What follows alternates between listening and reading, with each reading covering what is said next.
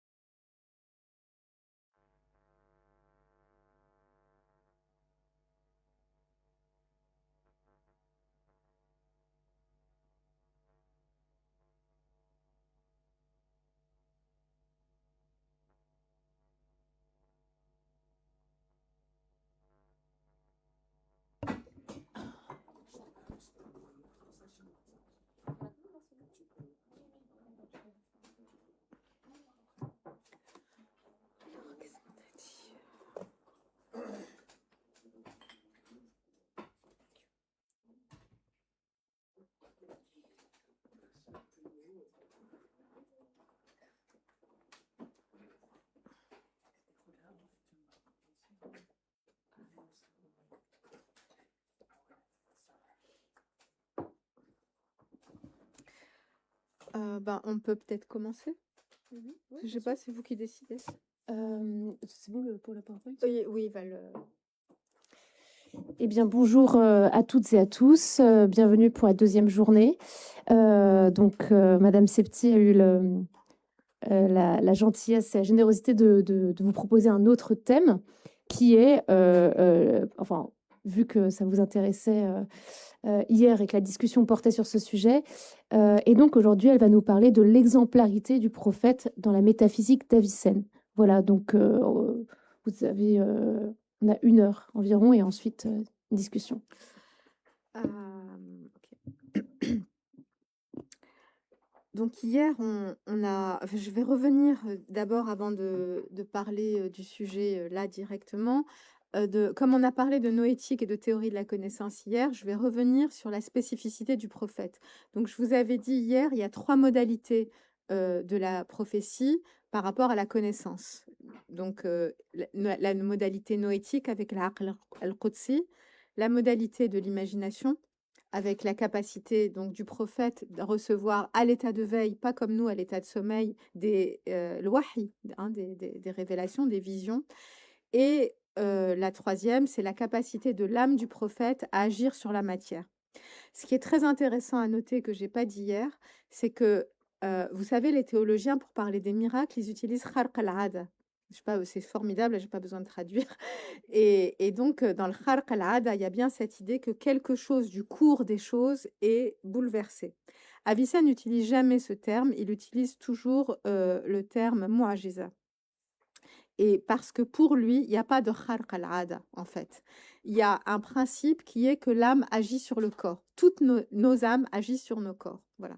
Et ça, c'est un principe même métaphysique, parce que les âmes des sphères célestes agissent sur les corps des sphères célestes et sur les corps ici-bas. Sauf que l'âme du prophète agit non seulement sur son propre corps, mais sur les autres corps. Donc, c'est pas un kharq al-'ada, c'est pas la rupture des cours habituels des choses, mais c'est quelque chose qui existe dans la métaphysique, dans la cosmologie, dans la physique, mais qui, chez le prophète, a un degré plus haut, plus intense, disons. Donc, on n'est pas dans une rupture du cours habituel des choses. Donc, il n'y a pas un miracle au sens de quelque chose qui est impossible, mais qui devient possible parce que le prophète peut le faire. C'est quelque chose qui est inscrit dans l'ordre des choses, que le prophète peut faire, parce qu'il a cette capacité, son âme agit non seulement sur son propre corps comme la nôtre, mais sur les autres corps. Donc c'est vraiment intéressant cette conception, on peut même dire naturaliste de la prophétie, du miracle, parce que le miracle est expliqué de manière scientifique par rapport à la science d'Avicenne. Donc c'est pas quelque chose d'impossible que fait le prophète, donc c'est pas kharq al-'ada. Il n'y a pas de rupture du cours habituel des choses, ça c'est vraiment intéressant. Donc je vous disais hier, l'attaque dont a fait l'objet Ibn Sina de la part notamment d'Ibn Taymiyyah qui lui a dit, bah oui, en fait ton prophète, c'est juste un super homme, c'est-à-dire un homme, puisque nous, nous connectons à l'intellect agent nous aussi, que nous avons notre imagination qui reçoit aussi des images pendant le sommeil et que notre âme agit sur notre propre corps, il suffirait de pousser cela un peu plus et que nous devenions tous des prophètes. Ça, c'est la critique d'Ibn Taymiyyah qui dit à Avicenne, bah, regarde à cause de toi, Sohravardi s'est pris pour un prophète, il s'est fait tuer, et Ibn Sabaïn aussi, donc en fait, tu es dangereux, enfin, ta théorie, elle est dangereuse parce que les gens se prennent pour des prophètes. Et ce que je vais essayer de vous montrer aujourd'hui, c'est faux et que c'est qu'Ibn Taymiyya n'avait lu probablement que les passages d'Avicenne sur la prophétie qui sont dans ses traités sur l'âme. Tout ce que je viens de vous dire là, sur la théorie de la connaissance liée au prophète, c'est dans le traité de l'âme du Shifa et dans les passages consacrés à l'âme, donc à la théorie de la connaissance, dans les traités de l'âme. D'accord. Mais il y a une autre dimension de la prophétie qui est celle qui se trouve dans le livre 10 de la métaphysique du Shifa.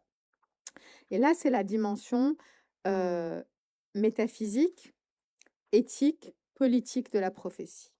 Alors, ce qui est très intéressant sur ce livre 10 de la métaphysique du Shifa, je ne sais pas si certains d'entre vous ont eu l'occasion de le lire.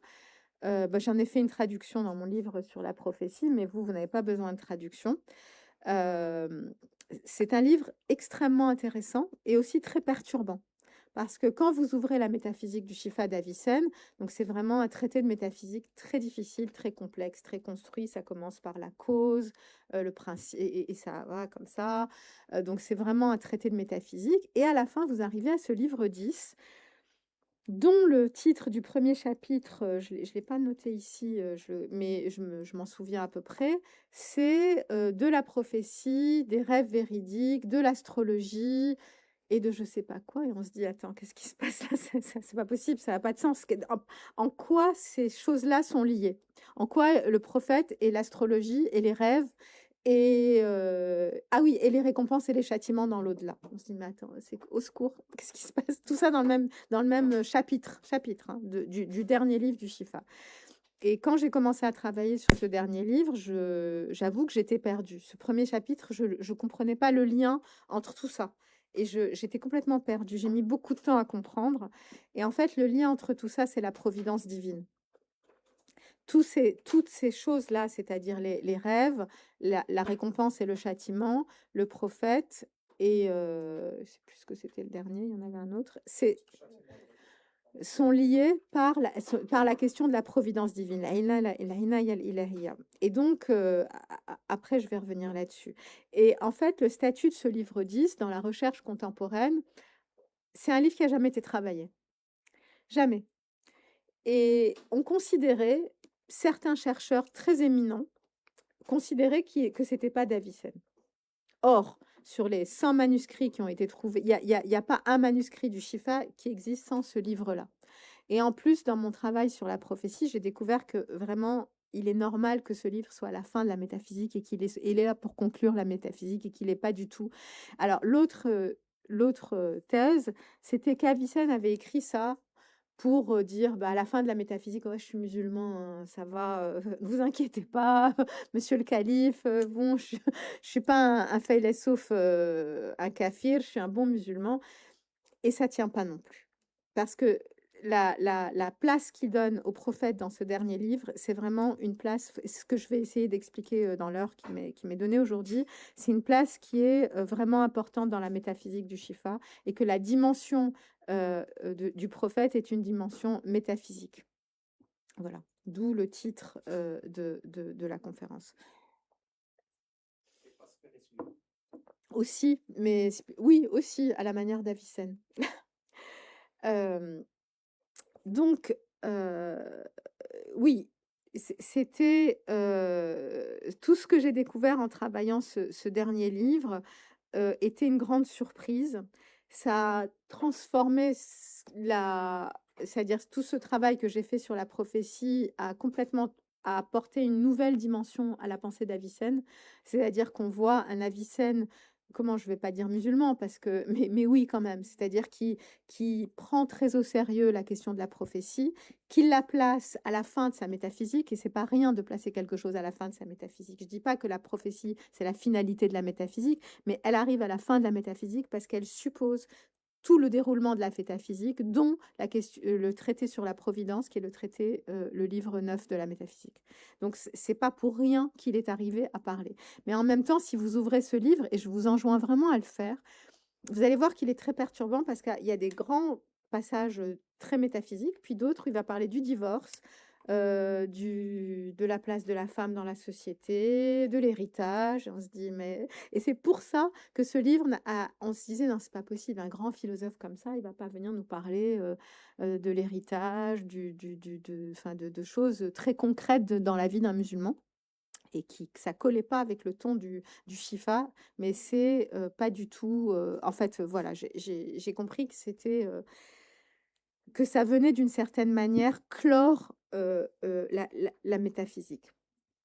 Alors, j'ai parlé d'exemplarité ici, et en fait, le terme, il est coranique, puisqu'au verset, vous le savez très bien, tout ça, au verset 21 de la Sourate 33, on dit du prophète qu'il est Uswa Hasana. Et cette question de l'exemplarité du prophète, elle est au cœur aussi de certains développements mystiques, déjà chez Sahla Tostari au 9e siècle, et tous les développements sur la lumière mohammedienne, c'est-à-dire que ont été aussi très importants dans la mystique avant l'époque d'Avicenne. Je ne dis pas qu'Avicenne est influencé par ça du tout, mais il y a quelque chose dans cette dimension métaphysique du prophète qui pourrait être rapproché de ces développements-là. Dans son Kitab al-Hidayah, il écrit, et je suis désolée de ne pas avoir pensé à vous donner l'arabe, c'est-à-dire vraiment, j'ai pas réalisé, c'est absurde de ma part, je suis vraiment désolée. Est-ce que je peux avoir la télécommande? Ah, ah d'accord, merci. En fait, ce que je peux faire, c'est quand je rentre à Paris, parce que là, j'ai pas tous les livres, vous envoyez les textes en arabe si ça vous intéresse. Je les envoie à Monsieur Hichem et il vous les transmet. Donc, il est nécessaire que quelqu'un se distingue de tous les hommes par des propriétés spécifiques qui ont pour effet, donc je vous rappelle que quand on traduit nous, enfin nous, c'est-à-dire on met entre crochets ce qu'on ajoute, ce qui est ajouté par le traducteur pour rendre l'arabe lisible, parce que l'arabe est beaucoup plus contracté que l'arabe. Donc les crochets droits, quand vous voyez des crochets droits, c'est toujours un ajout du traducteur. Il est nécessaire que quelqu'un se distingue de tous les hommes par des propriétés spécifiques qui ont pour effet qu'ils se soumettent à lui. Il est nécessaire aussi que cet homme incline les autres hommes à suivre son modèle. Donc, ici, d'emblée, il parle du prophète, évidemment. Il est posé que les hommes doivent se soumettre au prophète et qu'ils doivent le prendre comme modèle. Ce qui est très orthodoxe, hein, puisque la question de l'Uswa Hasana, elle est centrale en tout cas dans le sunnisme. Et donc, ici, on a quelque chose d'extrêmement surprenant, d'extrêmement orthodoxe. Donc, le prophète, on l'a vu, se distingue des autres hommes par l'excellence de ses puissances psychiques. Donc, on a vu l'imagination, l'intellect et la capacité à agir sur la matière et à faire ce qui apparaît comme des miracles. Et cette spécificité lui confère un statut singulier. Et en fait, vous le savez aussi bien, sinon beaucoup mieux que moi, la question de la spécificité du prophète, elle est très importante puisqu'il y a beaucoup de traités sunnites qui portent sur Parce que la grande question en islam, c'est comment distinguer le prophète de ceux qui ne sont pas prophètes. Comment être sûr que c'est le prophète, que c'est un vrai prophète, que c'est le bon prophète, etc. Donc il y a énormément de traités sunnites sur la question du statut, de la spécificité du prophète. Et donc, on voit chez Avicenne cette volonté de distinguer clairement le prophète des autres hommes. Donc, on a parlé de ces 3 spécificités, de ces 3 modalités de la psychique du prophète, et il y a une unité chez le prophète entre l'intellect, l'âme et le corps. Le corps du prophète est soumis à l'influence de son âme. L'âme du prophète est soumise à l'influence de son intellect. Le prophète est l'homme qui est complètement orienté vers le monde céleste et qui incarne une forme d'unité dans l'être et dans l'action que tous les autres hommes peuvent imiter en rétablissant un juste équilibre entre les différentes puissances psychiques. Et cette exemplarité du prophète, comme nous allons le voir, elle trouve son fondement dans la structure même de la métaphysique d'Avicenne. On a vu hier que le but de l'existence humaine, c'est de perfectionner l'âme. Et perfectionner l'âme, c'est perfectionner l'intellect. Ça, je pense que on l'a. Cette faculté, donc l'intellect, puissance de l'âme, qui distingue l'espèce humaine, qui lui permet de penser l'universel, donc les vérités mathématiques abstraites, à construire un raisonnement logique, concevoir un concept comme celui de l'être humain, qu'est-ce qu'un être humain par exemple, indépendamment de son existence dans la réalité sensible. L'aboutissement de l'activité spéculative de l'homme, c'est la connaissance du monde immatériel et éternel, la connaissance de Dieu, du principe premier et de tout ce qui est. En fait, la connaissance métaphysique du monde. Par son activité spéculative, l'âme rationnelle se transforme, je vous le disais hier et je vais vous donner le texte exact aujourd'hui. Voilà ce que dit Avicenne dans sa métaphysique.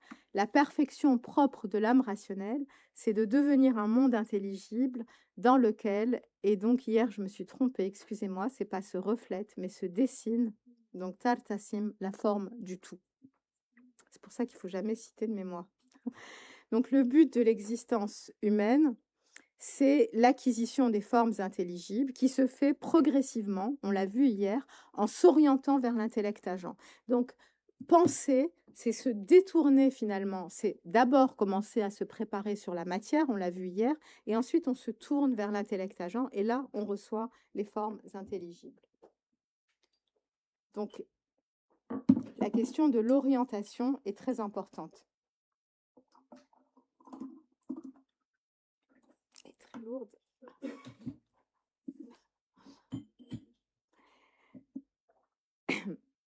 Deux caractéristiques distinguent l'existence de l'être humain. Donc, un, on a vu la réalisation progressive de sa perfection, puisque les êtres célestes, je vous ai parlé hier des êtres célestes, ils sont parfaits de toute éternité. Et la deuxième nécessité pour l'homme, c'est la jonction avec le monde céleste pour réaliser cette perfection. Le monde céleste, ici, c'est l'intellect agent. Mais l'intellect agent, c'est le dernier intellect dont le premier provient de Dieu. Donc c'est vraiment, vous voyez, la connexion, elle est au divin en fait. Donc on va revenir un petit peu sur la constitution du cosmos avicénien, qui est formé selon une hiérarchie stricte de 10 sphères célestes. La Terre est au centre à l'époque. Voilà. Il faut attendre le XVIe siècle pour qu'elle ne le soit plus. Donc la Terre est au centre. Et il y a des cercles concentriques. Et le premier cercle, c'est celui de la Lune. Et voilà. Et le premier cercle, c'est celui du premier intellect émané de Dieu. Et ensuite, on a les différents intellects et les âmes des sphères célestes. Donc, on a une structure triadique, un principe intellectif séparé, donc qui est assimilé par Avicenne à une catégorie d'anges supérieurs, parce qu'Avicenne nous dit que ces intellects et ces âmes, dans la religion, c'est les anges. Il fait une équivalence entre les anges du Coran et sa cosmologie. Ça, il le fait lui-même, hein, on n'a pas besoin de forcer. Et donc, il y a aussi les âmes célestes qui sont assimilées à une autre catégorie d'anges dont la dignité est moindre par rapport à ceux de la première catégorie. Et il y a une matière qui est donc le corps des sphères célestes qui sont mues par une âme céleste. Donc nous, on ressemble en fait. Il y a une analogie entre nous et le monde céleste, parce que les sphères célestes, c'est un corps, une âme, un intellect. Nous, on est un corps, une âme, un intellect. Voilà. Donc il y a vraiment une correspondance.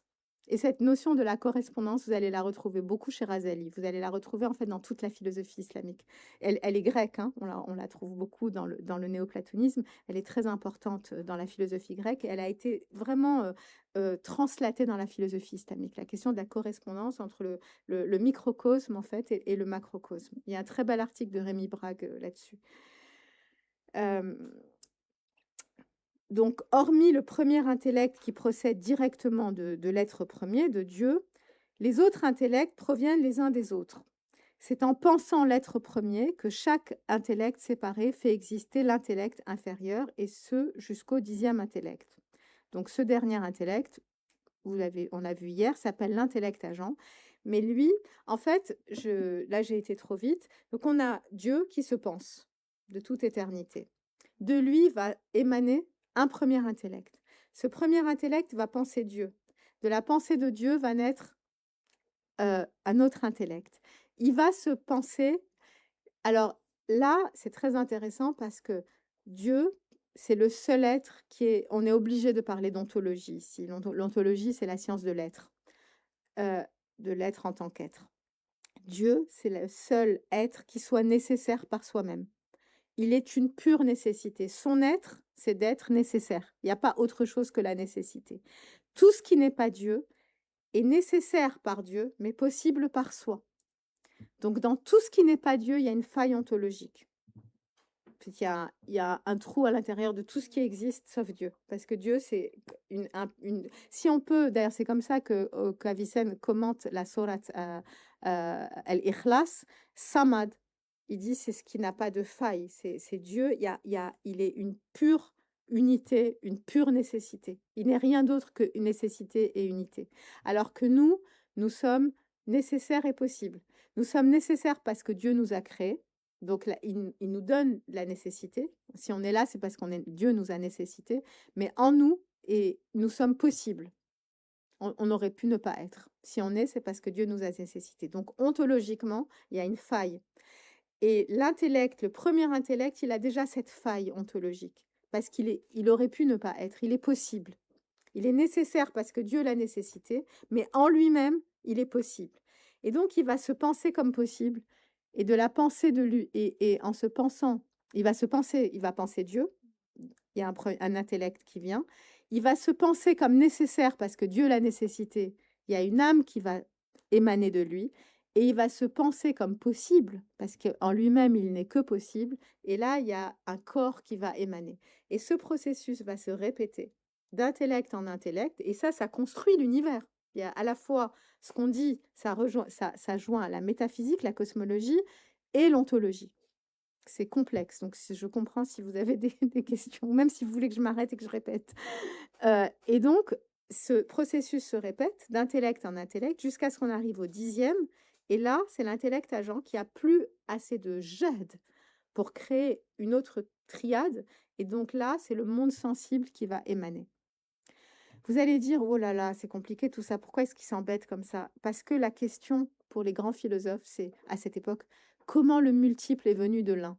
Comment Dieu, qui est une pure unité, on arrive à ce monde avec des chats, des chiens, des hommes, comment c'est possible?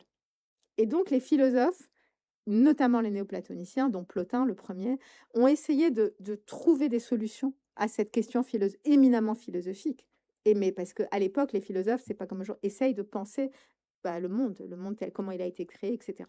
Donc ça, c'est une solution qu'ont trouvée les philosophes, donc la question de l'émanation, et puis la solution avicénienne, elle est assez géniale, il faut l'avouer, puisqu'il mêle la métaphysique à l'ontologie, c'est-à-dire le nécessaire, le possible, qui viennent s'articuler pour que la création prenne place, et qu'on explique comment le multiple provient de l'unité.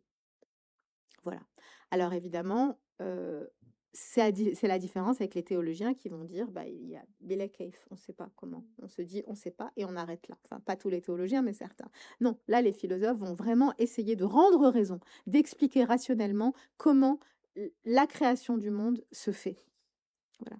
Et ça, c'est la grande, si vous lisez le Razali, là où vraiment, Ihya Ulumuddin, c'est une opposition à ça, à cette métaphysique-là, qui va, parce qu'il dit, mais pour qui tu te prends d'aller essayer de penser le monde comme Dieu l'a pensé finalement, de retrouver, et là, il y a la grande, c'est là que se fait peut-être la scission entre la felsafa et ce qui vient après.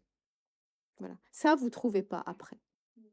Cette description métaphysique du monde, où se mêlent cosmologie, métaphysique et ontologie. Mais j'ai été un peu vite, mais on n'a qu'une heure, mais on reviendra tranquillement sur cette création, comment Avicenne conçoit la constitution du monde céleste et du monde terrestre, sensible. Donc on a vu hier que chaque fois que je pense, qu'un homme pense, qu'un être humain pense, il est obligé d'établir une jonction avec l'intellect agent. Donc, on a vu, c'est un ittisal, pas un ittihad. Ittisal. Une de vos questions hier a permis de l'éclairer. Chaque intellection suppose une conversion de l'âme humaine vers l'intellect agent, et à travers lui, donc l'intellect agent, c'est la dernière émanation du monde, du monde céleste, et à travers lui vers le monde céleste. Donc, la pensée rationnelle, c'est conçu comme une conversion, un retour de l'âme vers la source de la création. De la même manière que chaque intellect séparé n'intellige qu'en se tournant vers la source de son être, on a vu dans ce processus, l'homme pense en se tournant vers l'origine de son être. Parce que je vous ai dit hier aussi, mais j'ai dit tellement de choses que les formes substantielles qui créent l'être humain, elles viennent aussi de l'intellect agent. Je ne sais pas si vous en souvenez. C'est la raison pour laquelle je vous avais dit l'intellect agent assure le fait que le logique et le réel s'accordent. Voilà. Et ce qui est fondamental en philosophie. Qu'est-ce qui prouve que je connais le vrai? Je connais le vrai parce que de l'intellect agent vient l'être et vient le vrai. C'est vous qui avez posé sur la question. Le réel et l'être viennent de l'intellect agent. Donc, il assure la correspondance du logique et du réel. Bon, tout ça, c'est des questions extrêmement philosophiques, extrêmement complexes. Mais bon, je pense que vous avez tous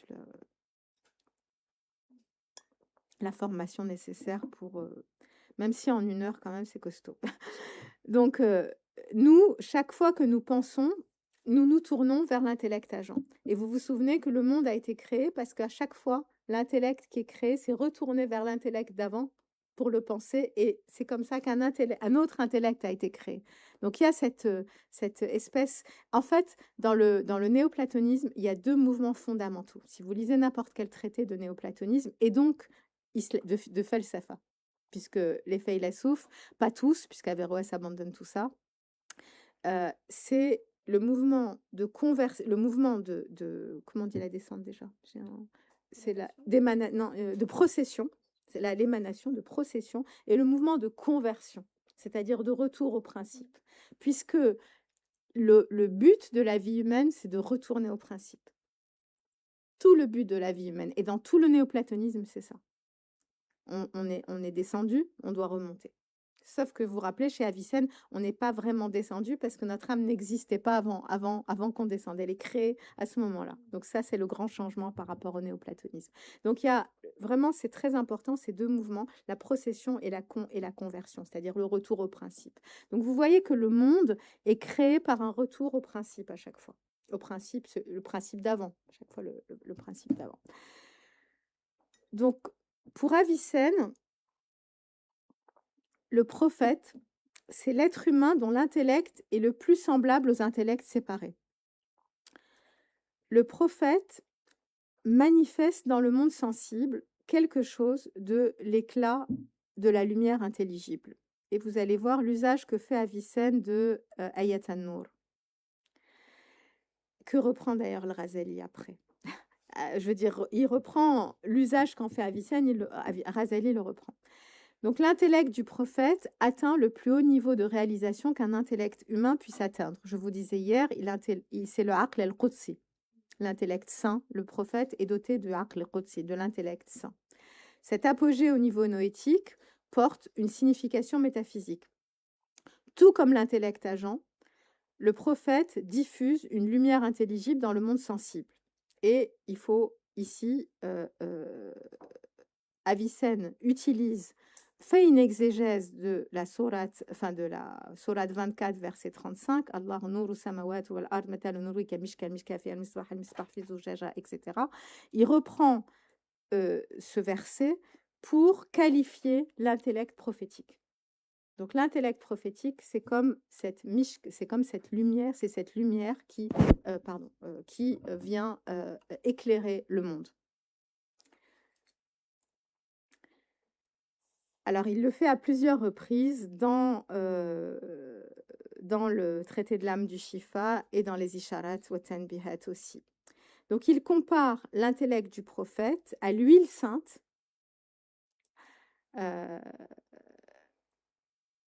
Donc, c'est في المصباح المصباح في زجاجة كأنه كوكب دوري يوقد من شجرة مباركة لا شرقية ولا غربية يكاد زيتها يضاء ولو لم تمسسه نور نور على نور يهدي الله النور من يشاء الله بكل شيء عليم. Ok. Donc là, c'est cette huile qui éclaire sans presque le feu la touche, c'est l'intellect du prophète. Alors, j'avais écrit un article pour expliquer que pour moi, Avicenne n'utilisait pas ce verset juste pour faire musulman. Parce que c'est souvent ce qu'on a dit à Avicenne. Ça veut dire, vous savez, oui, il utilise le Coran pour parce qu'en fait, c'est presque un grec. C'est comme ça qu'il est beaucoup lu par mes collègues. Vraiment, c'est presque un grec. Mais bon, de temps en temps, il cite le Coran, il cite le prophète pour dire, ben non, je suis musulman. Et en fait, j'avais émis l'hypothèse, c'est une hypothèse bien sûr, mais faisant la recherche, c'est beaucoup des hypothèses. J'avais émis l'hypothèse que je vous ai dit hier qu'Avicenne, quand il parle du passage de l'intellect, de la puissance à l'acte, il est aristotélicien. Et il ne connaît pas d'autre modèle que si quelque chose est en puissance, pour passer à l'acte, il faut un principe en acte. Il ne connaît pas d'autre modèle que ça, voilà, dans les outils qu'il a à sa disposition. Or, ici, il nous parle de l'intellect du prophète. Et l'intellect du prophète, c'est un intellect qui se connecte à l'intellect agent quasiment sans avoir besoin d'être actualisé. Et alors, j'avais émis l'hypothèse qu'il a été cherché dans Ayat an-Nur un modèle de quelque chose qui n'existe pas dans sa tête, d'aristotélicien, je veux dire, par rapport à ça. Mais là, on lui dit, si, il est possible qu'une huile s'embrase sans même qu'un feu ne la touche. Voilà, et ça, c'est possible. Nar, pardon. Ça, c'est possible. Et donc, il prend ça pour expliquer ce qu'est l'intellect du prophète, parce qu'il sort de l'aristotélisme avec l'intellect du prophète.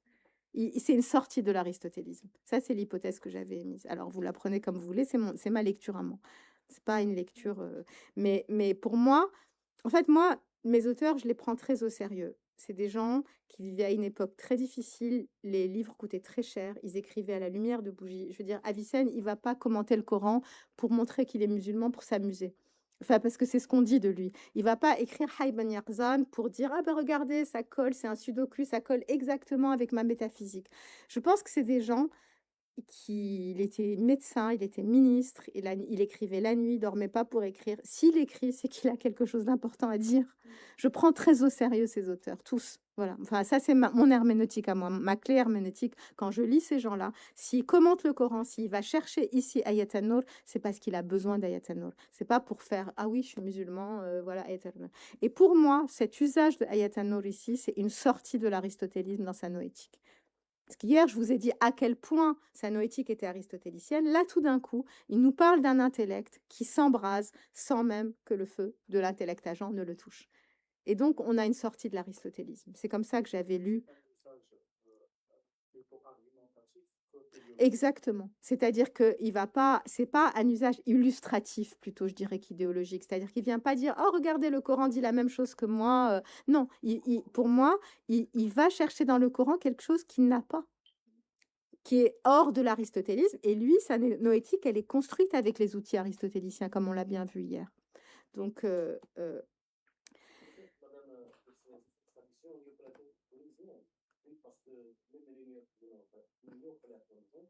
ils ont fait une sorte de mélange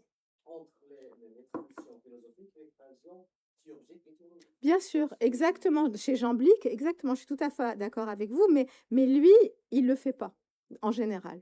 C'est-à-dire que contrairement à Razali, vous lisez Avicenne, dans toute l'œuvre d'Avicenne, vous allez avoir quoi? 4, 5 versets du Coran. Il cite celui-là, il commente les versets dont on a parlé, ou les sourates dont on a parlé hier. Et une fois, il cite une ayah où il dit que le moindre le moindre grain de sable, voilà, je la connais plus en, voilà, c'est tout.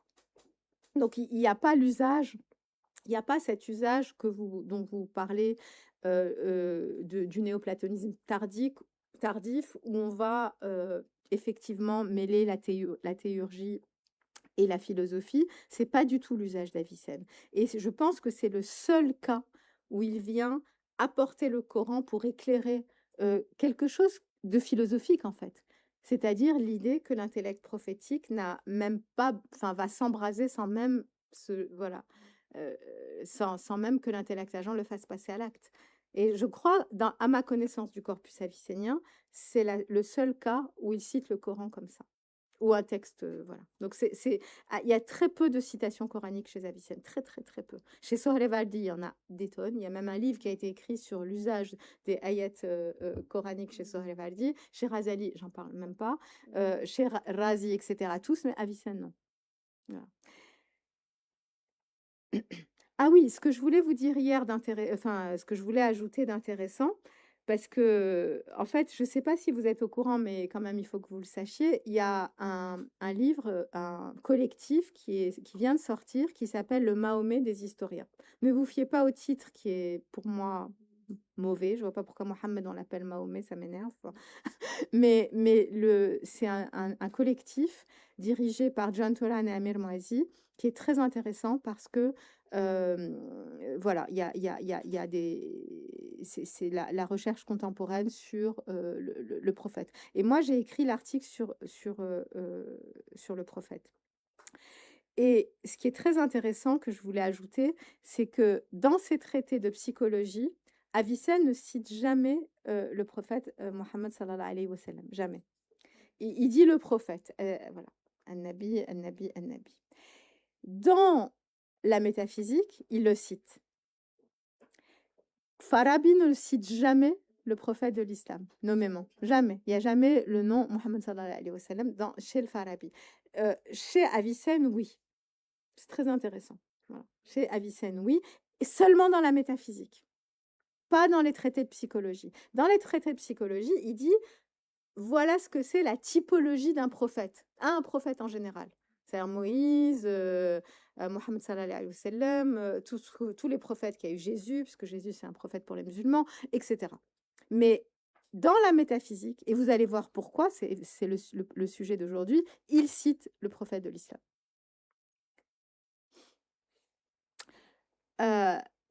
Donc, le prophète, ici, enfin, ça, c'est tout ce que je vous dis aujourd'hui, c'est extrait de ce livre que j'avais écrit, et c'est ma lecture de la prophétie d'Avicenne. Hein, donc, parce qu'il n'y avait rien d'écrit sur la prophétie d'Avicenne, jamais. Enfin, il y avait un article de la Amrani Jamel, celui qui est marocain d'ailleurs, sur les modes psychologiques de la prophétie. Il n'y avait rien sur la prophétie d'Avicenne. Si, il y avait le livre de Rahman, qui parlait de la prophétie chez Farabi et Avicenne, mais qui est très bon. Il y a quelques très, très bonnes intuitions, mais rapides. Voilà, il rentre pas dans l'analyse des textes. Donc, le prophète manifeste pleinement la possibilité accordée aux êtres humains d'entamer un mouvement, donc ce mouvement de conversion vers le monde céleste. Et donc, je vous l'ai dit, il y a les deux mouvements, le mouvement de procession et le mouvement de conversion, et qui sont fondamentales pour toute la structure, toute philosophie néoplatonicienne, ce qu'est aussi celle d'Avicenne. Hein. Mais je ne me contredis pas, parce qu'hier, je vous avais dit, c'est vraiment une structure néoplatonicienne avec des instruments, enfin des éléments aristotéliciens. Et qui n'est pas du tout, je sais qu'il y a l'un d'entre vous qui traverse sur le néoplatonisme, c'est qui ? C'est vous. Et en fait, toute la tradition alexandrienne et athénienne, c'était de réconcilier Aristote et Platon. Et le monde musulman est arrivé en lisant ces commentaires et en venant dans cette continuité. Donc pour eux, Platon et Aristote n'étaient pas antagonistes. Et en plus, il y a la théologie qui est attribuée à Aristote et qui permet d'unifier tout ça. Donc l'illumination divine ne se diffuse pas dans le multiple jusqu'à ce qu'elle diminue et disparaisse, puisqu'il est vraiment question d'une... L'intellect agent illumine, hein, c'est l'exemple que nous donne Avicenne, enfin c'est ce que nous dit Avicenne en utilisant Ayat an-Nur. Et donc en réalité, elle illumine l'inférieur, c'est-à-dire nous, on est tout en bas, hein, on est tout en bas de... Imaginez le monde, comment il est construit, on est au centre, mais on est à la fin on est le dernier souffle de la création, c'est le monde céleste. Voilà. Si on peut imaginer, reprendre l'image de Nafs ar-Rahman qui est très belle, on est au bout de ce souffle, nous les êtres humains. Donc pour remonter, il y a du travail quand même. Voilà. On est, et en même temps, il y a cet intellect en nous qui est semblable à l'intellect, aux intellects célestes, quoi. Donc, on a vu tout à l'heure que, enfin, je l'ai dit, que chaque intellect céleste retourne au principe qui est à la source de son être, que chaque âme céleste retourne à l'intelligence céleste qui lui a donné naissance. De la même manière, l'homme remonte par son intellect vers la source de son être, être. Chaque entité du monde supralunaire, du monde céleste, ne devient le principe du niveau ontologique inférieur qu'en se convertissant vers le principe supérieur dont elle est issue. Et au niveau sensible, la présence de la matière pure, l'Aihayula, qui est plus proche du non-être que de l'être, elle épuise le flux qui provient directement de l'intellect agent. Et cependant, le monde céleste, le monde dans lequel nous vivons n'est pas un monde des ténèbres dépourvu de toute étincelle divine. Il n'y a pas du tout de gnosticisme chez Avicenne. Il contient l'âme humaine. Et l'âme humaine, c'est une substance spirituelle et noble qui est semblable dans sa réalité aux entités séparées du monde céleste. Et à travers son intellect, l'âme se connecte et se convertit au principe de son être qui est l'intellect agent. Et cette jonction est une source de perfection pour le monde sensible.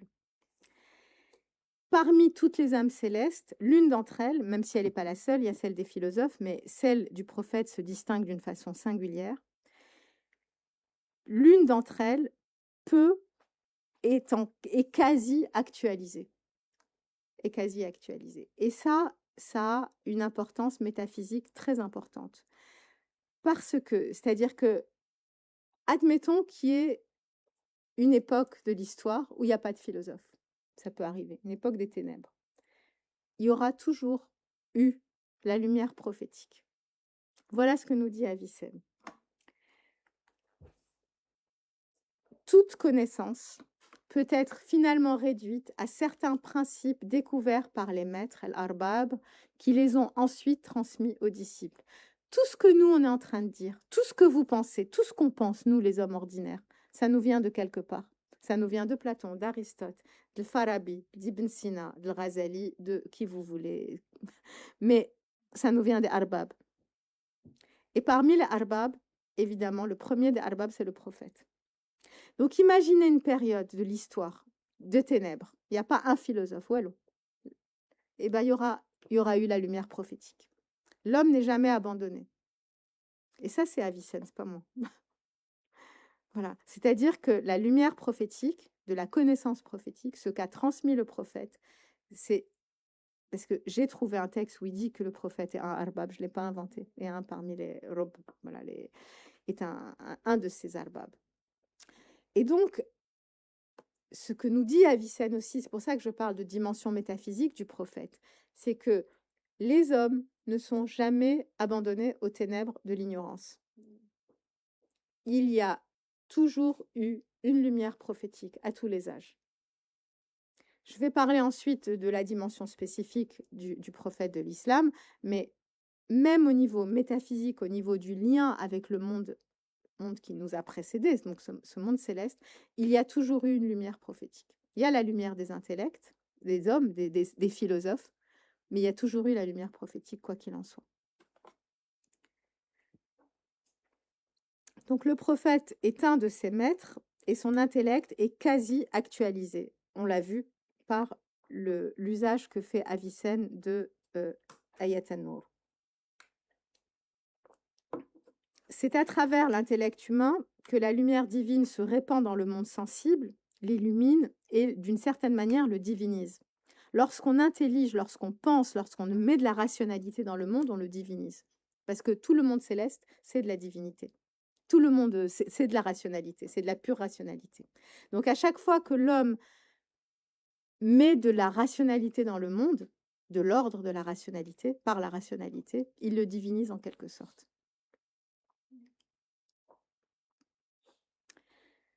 L'intellect du prophète a une réceptivité singulière à la lumière qui émane de l'intellect agent, et cette noétique de la lumière est à prendre ici très au sérieux. Elle établit l'existence d'un intellect médiateur, celui du prophète, qui assure la présence parmi les êtres humains d'un homme dont l'intellect a une jonction particulière avec le monde céleste. La noétique de la lumière d'Avicenne est intégrée dans une métaphysique de la lumière. Donc, la métaphysique de la lumière qu'on va retrouver dans Mishkat al-Anwar, elle est aussi nourrie d'Avicenne. Même si elle refonde Avicenne, mais elle est aussi nourrie d'Avicenne. C'est ça le paradoxe d'Avicenne. Il est tellement complexe, riche, qu'il nourrit des courants complètement différents. Et la Sohrevardi qui démolit Avicenne, il est aussi influencé. Enfin voilà. Donc chez Avicenne, il y a tout ça. Hier, on a vu la face d'Avicenne extrêmement rationaliste. Aujourd'hui, on en voit une autre. Donc la lumière procède de Dieu, du premier principe. Elle descend dans le monde sensible par la médiation des entités célestes. Et l'intellect du prophète manifeste la possibilité d'une pleine réceptivité à cette lumière céleste dans le monde sublunaire, et manifeste aussi le mouvement de conversion de l'être humain vers le monde céleste. Du point de vue noétique, le prophète se voit attribuer une fonction indispensable. Il ne s'agit pas, et ça c'est très important, puisque là je vais aborder la question du dialogue qu'il y a eu entre Abou Bakr al-Razi et Abou Hatim al-Razi. Il ne s'agit pas de dire que toute la connaissance théorique, rationnelle vient du prophète. Ça, c'est pas Avicenne. Puisque pour Avicenne, les philosophes, les sages atteignent la même vérité. La même vérité. On parle ici de vérité théorique et abstraite que le prophète. On verra plus tard qu'il y a quelque chose qui n'est réservé qu'au prophète et qui rend le prophète supérieur aux philosophes. Mais pour le moment, pour ce qui est de la connaissance théorétique, la connaissance rationnelle, les philosophes ont la capacité, la même, c'est-à-dire qu'il n'y a qu'une vérité.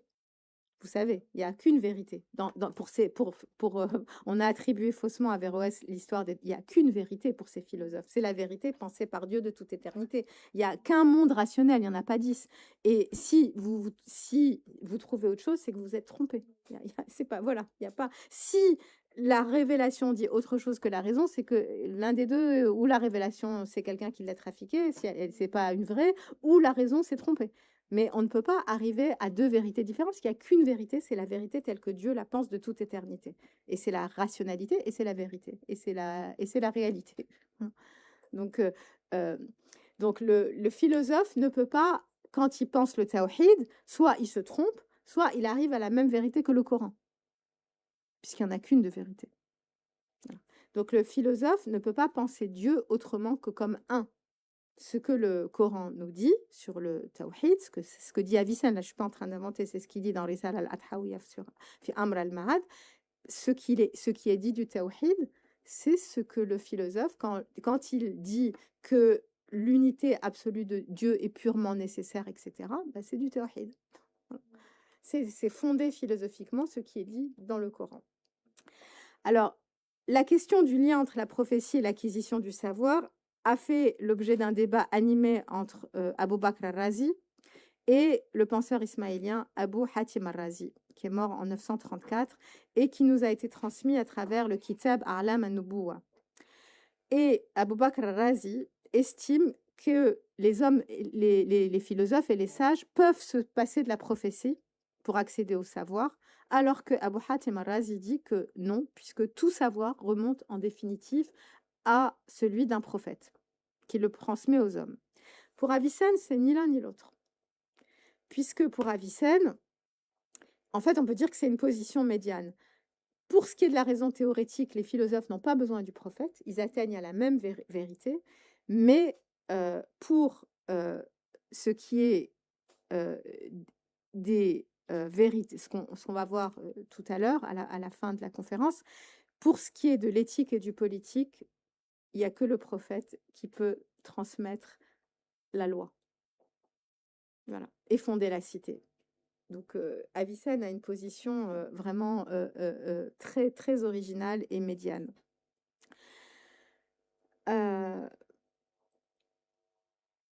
Donc, et en plus, oui, ce que j'avais écrit ici, c'est que d'un point de vue métaphysique, donc Avicenne, sa position est médiane pour ce que je viens de vous dire, mais j'ai été un peu vite. Mais en fait, les philosophes n'ont pas besoin du prophète pour acquérir la connaissance théorique, mais d'un point de vue métaphysique et du point de vue de la théodicée, c'est-à-dire de la justice divine, il est nécessaire d'établir l'existence d'un être humain, le prophète, qui lui reçoit sans préparation ni apprentissage les intelligibles. Voilà, comme je vous disais tout à l'heure, s'il y a une époque de ténèbres, il y aura toujours eu la lumière prophétique. L'homme n'est jamais abandonné. Voilà. Mais donc sa position, elle est entre les deux. Elle est ni celle de Abu Bakr al-Razi, ni celle de Abu Hatim al-Razi. C'est très intéressant, Kitab A'lam al-Nubuwa. Je ne sais pas si vous l'avez lu, mais c'est vraiment un livre extrêmement intéressant. Alors maintenant, nous arrivons à la deuxième puissance psychique du prophète, qui est l'imagination.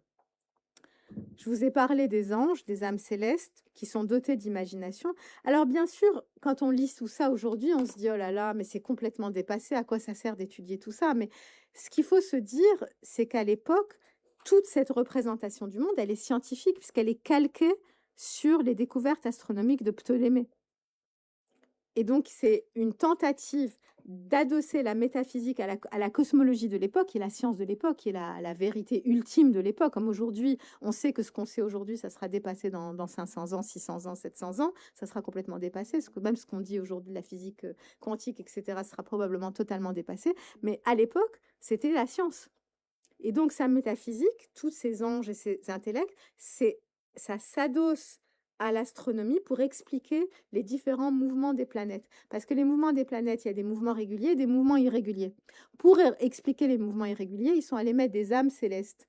Parce que les âmes, elles ne pensent pas, donc c'est pas toujours régulier. Donc, c'est vraiment des tentatives scientifiques pour s'adosser à enfin, métaphysique, pour s'adosser à la cosmologie de l'époque. Voilà, même si aujourd'hui, évidemment, c'est dépassé. Mais à l'époque, Avicenne, il est collé à la doctrine de Ptolémée, c'est-à-dire à la science de l'époque, la doctrine qui expliquait le monde à l'époque. Donc, je vous disais hier que notre imagination, par le rêve, elle peut se connecter au monde divin. Ici, c'est le Alam al-Malakut. Et ça advient pour les êtres humains ordinaires pendant le sommeil. Et parfois, il nous arrive d'avoir une ru'ya sadiqa. Et je vous avais expliqué comment notre imagination, madame avait posé la question sur la muhaka, comment notre imagination va par imitation, muhaka, mais ici c'est le terme, voilà, vous qui travaillez sur le néoplatonisme, c'est le terme mimésis, et la mimésis est très importante dans la philosophie néoplatonicienne. Voilà. Et donc, l'imagination va imiter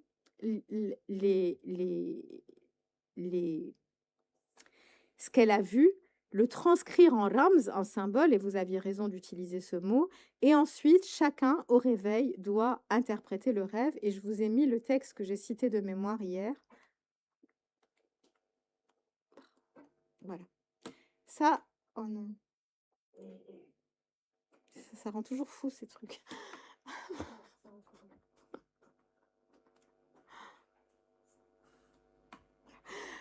C'est un texte qui est traduit ici du persan, puisque c'est ici du Daneshname Oloi, qui est un texte écrit pour un prince persan par Avicenne en persan. Et voilà le texte extraordinaire que j'ai cité de mémoire hier. L'interprétation du rêve est la suivante. Vous allez dire, qu'ai-je vu du monde invisible pour que de ce que j'ai vu, l'imagination soit passée à autre chose? Par exemple, qu'est-ce que j'ai vu pour que l'imagination en ait fait un arbre? Par conséquent, l'interprétation est le plus souvent faite par conjecture et établie par expérience. Pour chaque nature, une autre habitude, selon les saisons et les conditions, l'imagination fournit une imitation. C'est-à-dire que vous-même, chaque fois, s'il fait chaud, si vous êtes en voyage, votre imagination va fonctionner différemment. Et chaque fois, il faudra faire ce travail de ta'wil pour se dire, mais qu'est-ce que j'ai vu pour qu'aujourd'hui, j'ai rêvé de cette magnifique rivière ou de ce roi. C'est qui le roi? Qu'est-ce que j'ai vu? Voilà. Et le roi n'aura pas la même signification, même pour vous, selon l'époque de votre vie, c'est ce qu'il dit, pour chaque nature, une autre habitude, selon les saisons et les conditions. Extraordinaire ce texte quand même, hein. Ouais. C'est-à-dire que c'est vrai que c'est l'analyse, quand on fait une analyse chez un psychanalyste, en fait, les rêves sont interprétés comme ça. C'est chacun selon un symbole qui lui est propre. C'est incroyable, quoi. Et ça, c'est bon, c'est 11e siècle. Donc l'imagination reproduit parfois fidèlement ce que le monde céleste lui a donné à voir, mais elle tend généralement à imiter cette vision, faute de pouvoir la déterminer avec précision. Le processus qui rend raison de la vision prophétique, nous dit Avicenne, est le même que celui qui rend raison des visions véridiques. Et là, il est encore une fois très orthodoxe parce que vous savez tous qu'il y a un hadith qui dit que le rêve, c'est la 46e part de la prophétie. Et donc là, en fait, c'est ce qu'il dit. Il dit que la manière dont fonctionne le rêve, c'est le même processus que selon lequel fonctionne le wahi. Donc encore une fois, il est extrêmement orthodoxe. C'est assez surprenant. Donc, si Avicenne nous dit les rêves nécessitent un ta'bir et l'inspiration divine, le wahi, un ta'wil, c'est parce que l'imagination imite la vision céleste avec une précision variable en fonction de l'activité des autres puissances de l'âme. Mais là, c'est quand même, je ne sais pas si vous vous rendez compte, c'est vous qui travaillez, vous êtes Al-Qarawiyyin, donc vous avez une formation classique et vous êtes les garants de l'orthodoxie aussi. Mais ce que nous dit Avicenne ici, c'est extraordinaire. Il donne une justification, un fondement métaphysique à la nécessité de l'interprétation de certains versets coraniques. Moi, je trouve ça génial. Je trouve ça génial. C'est-à-dire qu'il dit, certains versets, on ne les interprète pas, comme je vous disais hier, mais certains autres, il est nécessaire de les interpréter parce que c'est une image. C'est l'image d'une image. C'est fantastique. Je sais, oui, voilà, c'est le symbole d'un symbole qui remonte à une vision. Voilà, exactement. Et c'est ça le ta'wil, c'est ramener ramener, comme je vous le disais hier, à l'origine. Alors, on en reviendra pendant la discussion et je serai vraiment très heureuse d'avoir comment vous recevez ça, vous qui travaillez, voilà, vous les garants de l'orthodoxie, parce que vous êtes ça, hein, en tout cas. Mais si, au Maroc, si, Qarawiyyin, on est ça aussi, donc ça m'intéresserait beaucoup d'avoir votre avis là-dessus. Moi, j'étais... et ça, Rahman l'avait vu dans son livre sur la prophétie chez Avicenne, il avait vu qu'il y avait 2 sources de la révélation, la source par l'intellect et la source par l'imagination. Mais il le dit dans une phrase comme ça en passant, mais il l'avait déjà vu. Et pour moi, c'est extraordinaire. Enfin, moi, je sais que je crois que j'ai pas dormi 2 jours quand j'ai trouvé ça. J'étais là, waouh, mais c'est extraordinaire. Donc, je serais très, très, vraiment heureuse d'avoir votre opinion, enfin, votre avis parce que bon, voilà. En tout cas, aussi, exactement. Moi, franchement, c'est pour ça que finalement, ça tombe bien qu'on parle de ça aujourd'hui. C'était pas du tout prévu. J'ai prévu une autre conférence, mais voilà, parce que ça m'intéresse de parler de ça avec vous. Voilà. Parce que vous êtes beaucoup plus à même de me dire, on en parlera tout à l'heure. Et donc, la 3e capacité du prophète, on l'a vu, c'est la capacité de l'âme à agir sur la matière. Avicenne appelle ça al-quwa al-nafsani al-amaliya. Et là, hier, quelqu'un me parlait d'Avicenne médecin. Je pense que son expérience de médecin, il a vu que on peut, un homme très malade qui décide de guérir peut guérir. À l'inverse, un homme qui est convaincu qu'il va mourir, on peut lui dire, on peut essayer de le sauver, on le sauvera pas. Donc il a vu à quel point notre état psychique peut influer sur notre corps et sur notre santé. Mais sauf que l'âme du prophète, elle, je vous le disais, elle agit sur les autres, sur les corps extérieurs à lui.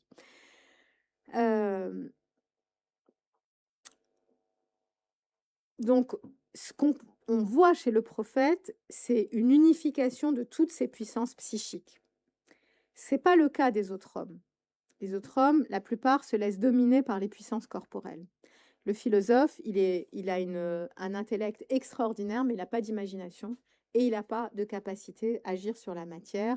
Le sher, il va avoir une capacité à agir sur la matière, mais il a zéro intellect, parce que sinon, il ne serait pas sher. et, et il n'a pas d'imagination, j'en sais rien. Mais en tout cas, bref, il n'y a que chez le prophète qu'il y a cette jonction de ces qualités psychiques à leur perfection. Voilà. Donc déjà là, Ibn Taymiyyah est un peu injuste.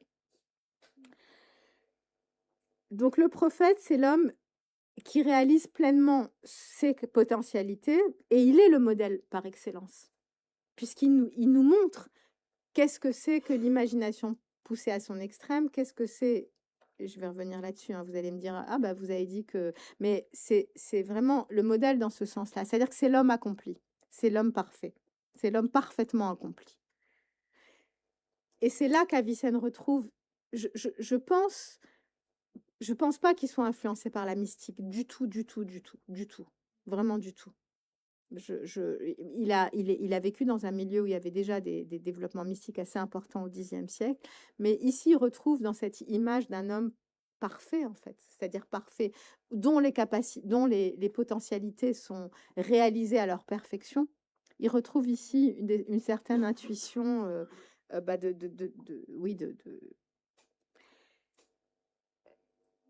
de certains traités mystiques. Alors, ici, vous pouvez me dire, oui, mais alors Ibn Taymiyyah a raison, parce que si c'est un modèle et qu'on peut tous développer ce modèle, à ce moment-là, on peut tous devenir des prophètes. Sauf que Avicenne écrit, toujours dans Kitab al-Hidayah, je ne sais pas si je l'ai noté ça. Non. Oh, bah, j'ai tout éteint, super. Non, c'est pas ça. Je reviens à l'autre, c'est pas ça. C'est pas grave, c'est une toute petite phrase. Il écrit, fi Kitab al-Hidayah, le prophète est la cause de la persistance dans l'existence de l'espèce humaine. Sans lui, il n'y aurait pas d'humanité. Je ne sais pas si vous avez bien entendu là, parce que c'est quand même fou. Avicenne vient de nous dire que sans prophète, il n'y a pas d'humanité. Pas d'être humain, pas d'humanité, zéro. Wello. C'est quand même incroyable pour un philosophe qui a été accusé de kofr et qui a une très mauvaise réputation même dans le monde moderne. Donc, l'avènement d'un prophète, et on reviendra tout à l'heure sur le prophète de l'islam, n'a pas lieu parce qu'un homme de sa pleine initiative a été en mesure de réaliser la perfection de ses puissances noétiques et psychiques, comme le pensait Ibn Taymiyyah.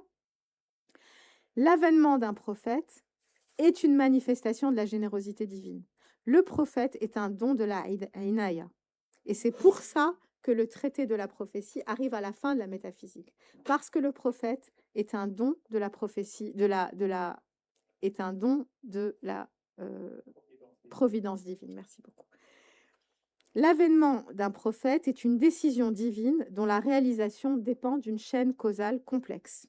Et c'est là que, enfin, j'avais, dans mon travail, compris pourquoi, dans ce premier chapitre du livre 10 de la métaphysique, il parle des rêves, de la providence, du prophète, etc. Parce que tous ces événements sont liés à la providence divine. Le châtiment, c'est-à-dire la vie après la mort, est-ce qu'on est rétribué ou est-ce qu'on est châtié, voilà, la récompense, tout ça, c'est lié à la question de la providence divine.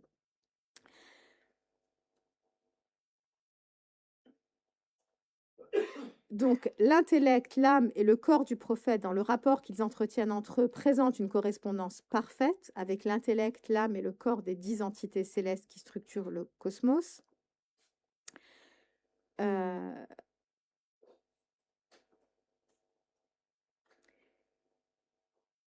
Et je vais sauter une partie de ce que j'avais écrit. La présence du prophète, sa perfection noétique, psychique et éthique qu'il incarne, indique aux hommes qu'un retour est possible, que la voie qui reconduit à la source ultime n'est pas close. Donc en fait, c'est pour ça que le prophète, on l'a vu au début, c'est pas moi qui l'ai dit, c'était un texte d'Avicenne, c'est pour ça que le prophète est l'exemple offert aux hommes. Voilà. Alors, je vous disais, et ça c'est extrêmement important pour contrer la critique d'Ibn Taymiyyah, parce qu'elle est quand même sévère, et que...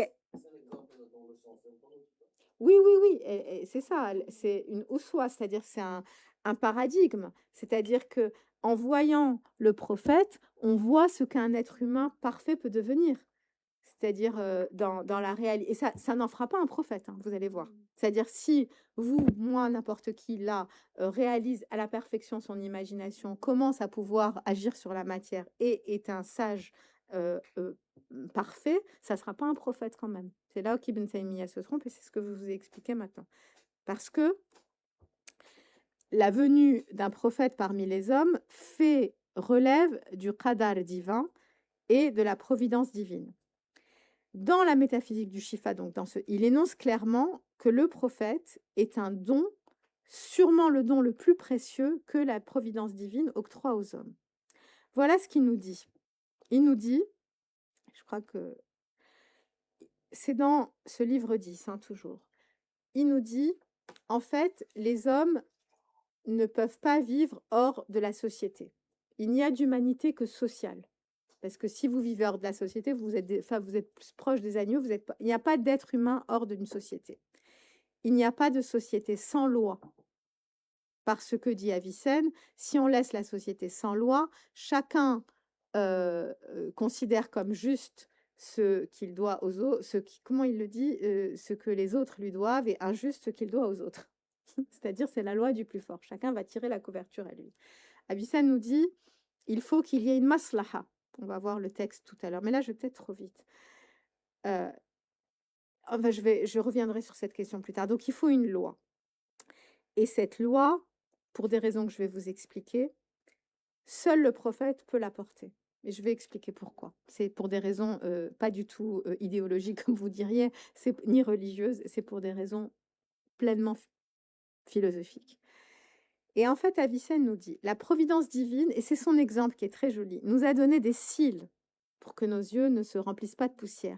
Elle nous a donné des pieds avec une courbe pour que nous marchions confortablement.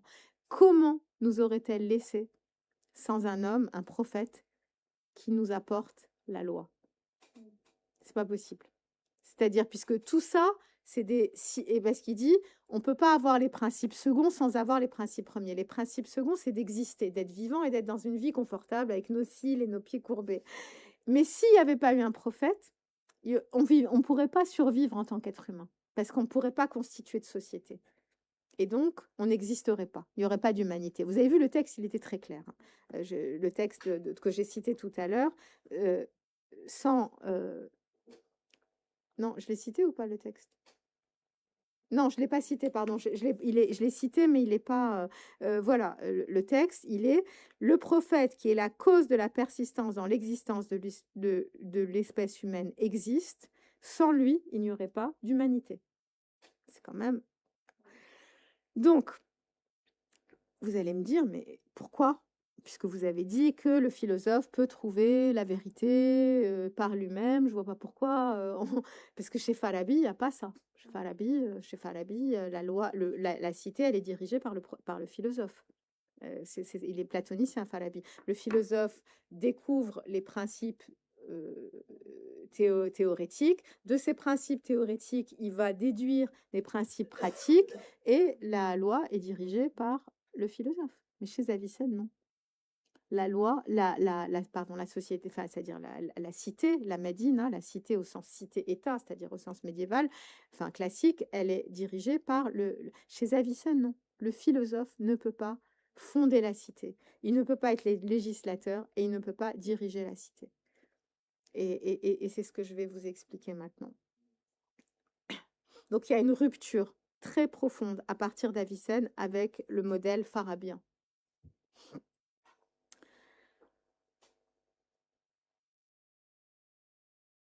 Alors, la raison pour laquelle Avicenne fait ce choix de rupture radicale avec son maître, puisque les seuls noms que cite Avicenne dans ses livres, c'est Aristote et Farabi.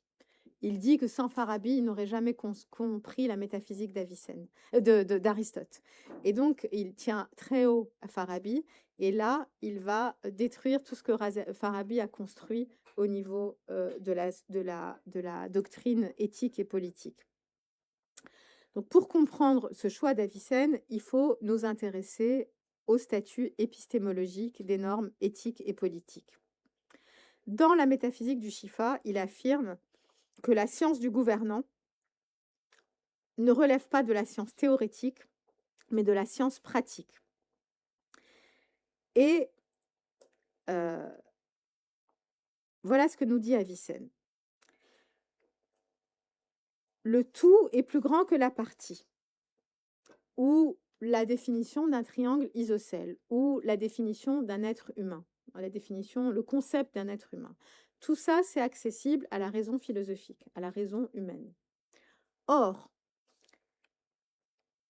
mentir est mal, voler est mal, prendre la place de son voisin est mal, nous dit Avicenne, ce ne sont pas des vérités universelles. En fait, c'est très acharite, hein, là. C'est très acharite. Il faut, parce que ça peut sembler surprenant, mais c'est très acharite. Vous savez bien que pour l'acharisme, les normes, elles ne sont pas valides de toute éternité, elles sont valides tant que Dieu le veut. Donc Avicenne nous dit, tout ça, ce sont des ara mahmouda, en français, des opinions louables. Et toutes ces propositions ne peuvent servir de base à un syllogisme démonstratif, à un qiyas burhani, la humdata laha illa shuhra. Donc tout ça, voler est mal, mentir est mal, toutes ces règles qui structurent la vie morale d'une société, qui font qu'une société fait société, Avicenne nous dit, ce sont des ara mahmouda. Et c'est tout. Or, le philosophe, avec son intellect, il n'a pas accès au ara mahmouda. Il faut que je finisse? Oui, je vais finir très vite. Il n'a pas accès à ces ara mahmouda. Il a accès aux vérités universelles. Là où Avicenne est surprenant, parce qu'en bon platonicien quand même, il aurait dû nous dire, de l'universel, on peut tirer les règles particulières. Il ne le dit pas. Il ne le dit pas. Il dit que ces règles, ces normes, ces lois doivent être révélées par Dieu au prophète. Et que donc le prophète est le seul homme habilité à être le nomothète, celui qui apporte la loi, et le seul homme habilité à gouverner la cité. Oui, et ben oui, exactement. Exactement. Donc, on va lire le dernier passage. Après, je vais finir. L'intérêt commun, le maslaha, exige que parmi tous les actes qu'il peut accomplir, l'homme s'abstienne d'en accomplir certains. Les hommes apprennent cela lorsqu'ils sont jeunes et sont éduqués en ce sens. Ils s'habituent à entendre depuis le temps de leur enfance qu'ils ne doivent pas les accomplir, de sorte que cette croyance et atiqad deviennent pour eux karaliza. Ces actes sont appelés mauvais, alors que les actes que l'on doit accomplir sont appelés bons. Si les propositions éthiques n'ont d'autre fondement que l'éducation et le conditionnement social, cette caractérisation n'a pas pour effet de les rendre superflus, puisqu'on voit que sans ces règles éthiques, il n'y a pas de vie possible en société. Et s'il n'y a pas de vie possible en société, il n'y a pas d'humanité. Mais on ne peut pas laisser aux hommes le soin de bricoler des choses qui ne relèvent pas de l'intelligibilité pure. Et donc, il est nécessaire d'avoir un prophète qui transmette ces lois. Et sans prophète, il n'y a pas de loi. Et sans loi, il n'y a pas de société. Et sans société, il n'y a pas d'humanité. Voilà. Donc, la cité n'est pas le fruit du... Je finis. La cité n'est pas le fruit d'une construction humaine. Elle a son fondement en Dieu par l'intermédiaire du prophète Nomothète. La cohésion de la communauté repose uniquement sur la loi révélée, Sharia. Vous voyez à quel point ici on est quand même, c'est Avouez que vous ne vous attendiez pas à ça. La loi incarne donc la dimension de soin, la dimension épimélétique de la providence divine qui s'étend jusqu'aux affaires humaines. C'est ce qu'il nous dit. Dieu, qui nous a donné des cils et des pieds courbés, ne pouvait pas ne pas nous donner la meilleure loi possible. Parce que la charia, c'est la meilleure loi possible parce qu'elle concerne la vie d'ici-bas et la vie dans l'au-delà. Si c'est les hommes qui avaient fait la loi, ils ne feraient d'une loi qui s'intéresse. Ben, tu voles pas, tu mens pas. Mais or la charia, c'est ce qu'il explique dans le livre 10 de la métaphysique, elle elle s'intéresse à notre vie ici-bas et elle nous prépare à la vie dans l'au-delà par la prière, le jeûne, etc., etc., etc. Donc, pour conclure très très vite, Ibn Taymiyyah s'est trompé. N'importe qui ne peut pas devenir prophète. Même si l'un d'entre vous, de nous, vous réalise pleinement toutes ses capacités psychiques, il ne sera pas prophète puisqu'il n'est pas as-san wa sharia. Et c'est tout. Voilà.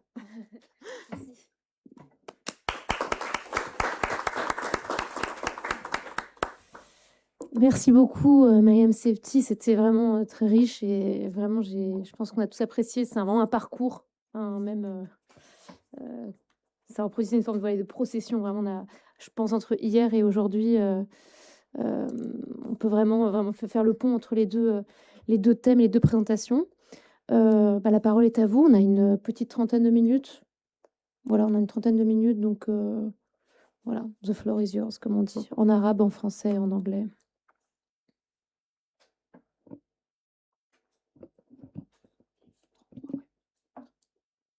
J'ai un peu dépassé, mais on a commencé tard. Hein. On a commencé à 20, j'ai fait 10 minutes de plus. Parce qu'hier, vous m'aviez dit que je pouvais rajouter un petit peu. Bien. Oui, parce que quand même, sinon ça devient de... Bon, vous êtes assommés par les découvertes d'Anna Vicenne, tellement orthodoxe.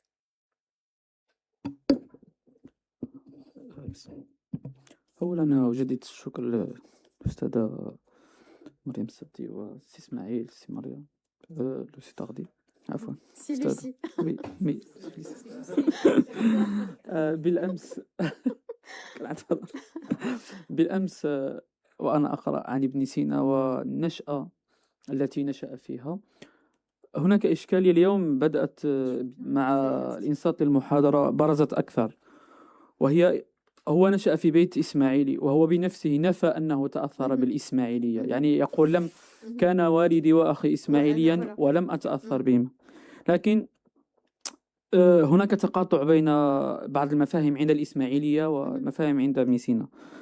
فالإشكالية إلى أي مدى يمكن اعتبار تصور ابن سينا للنبوة ومصدر المعرفة امتدادا فلسفيا متأثرا بالتصور الإسماعيلي، خاصة إذا أخذنا بعين الاعتبار نشأته في بيت ذي خلفية إسماعيلية، والتقاطع الواضح بين أطروحته حول النبوة المكتسبة والعقل الفعال والتأويل الباطني، وبين المفاهيم الإسماعيلية للنبوة والعقل الفعال. مثلا ابن سينا يعتبر النبوة كمال إنساني، يعني هي أعلى كمال إنساني، والفرقة الإسماعيلية أيضا تعتبر النبي هو الذي بلغ أتم المراتب في الاتصال بالعقل، هم يسمونه العقل الكلي.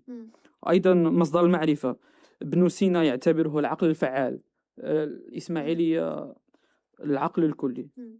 فقط وقع لي خلط، بما أنكم يعني متخصصون في المجال Je vous remercie de cette question, remarque, qui est très juste. Moi-même, quand j'ai fini mon travail, parce que vraiment j'ai été de surprise en travaillant sur la prophétie, j'ai effectivement relevé une influence ismaélienne, bien que tout le monde le sait, Avicenne dit qu'il n'est pas ismaélien, il le dit clairement dans son autobiographie, comme vous l'avez rappelé.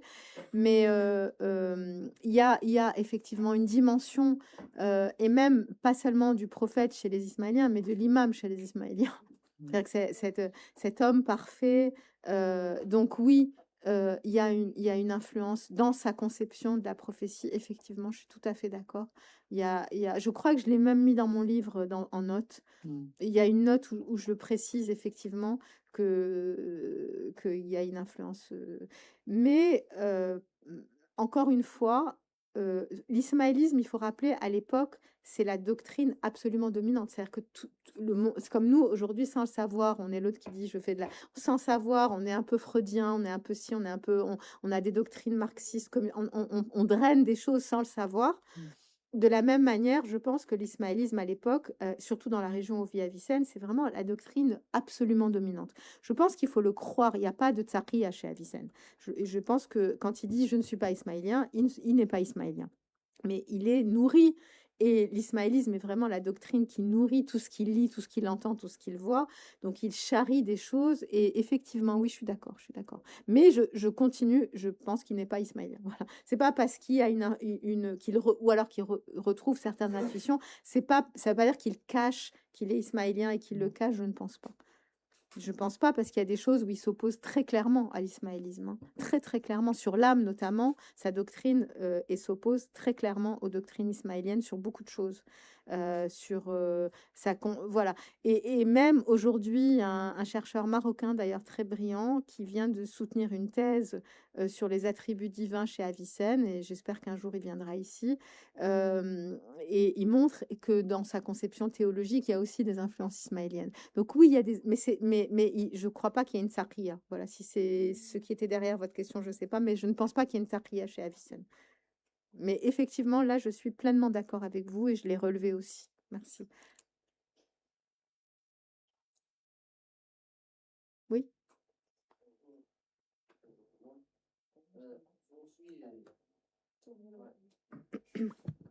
C'est aussi le même contexte quand on parle de contexte d'Avicenne. Vous avez dit qu'il refusait aux philosophes et même aux saints, awliya, d'avoir ce don de législatif. Donc, est-ce qu'on peut dire, en fin de compte, que Ibn Sina était aussi dans le côté de ceux qui parlaient de tadbir mutawahid? C'est-à-dire qu'un philosophe un intellectuel a l'objectif de gérer sa vie, ses émotions, Oui, ses je vois votre puissances, question. Oui, sans se mêler c'est une de la excellente politique, question. Ouais. de la politique. Pourtant, qu'il Ouais. était un ministre, il était Exactement. chargé de Moi, je pense que ça a gouverner. joué, parce que d'abord, il a été un ministre, il a failli être tué. On dit qu'il a été empoisonné, ils ont brûlé ses livres, ça s'est très très mal passé apparemment quand il a été ministre.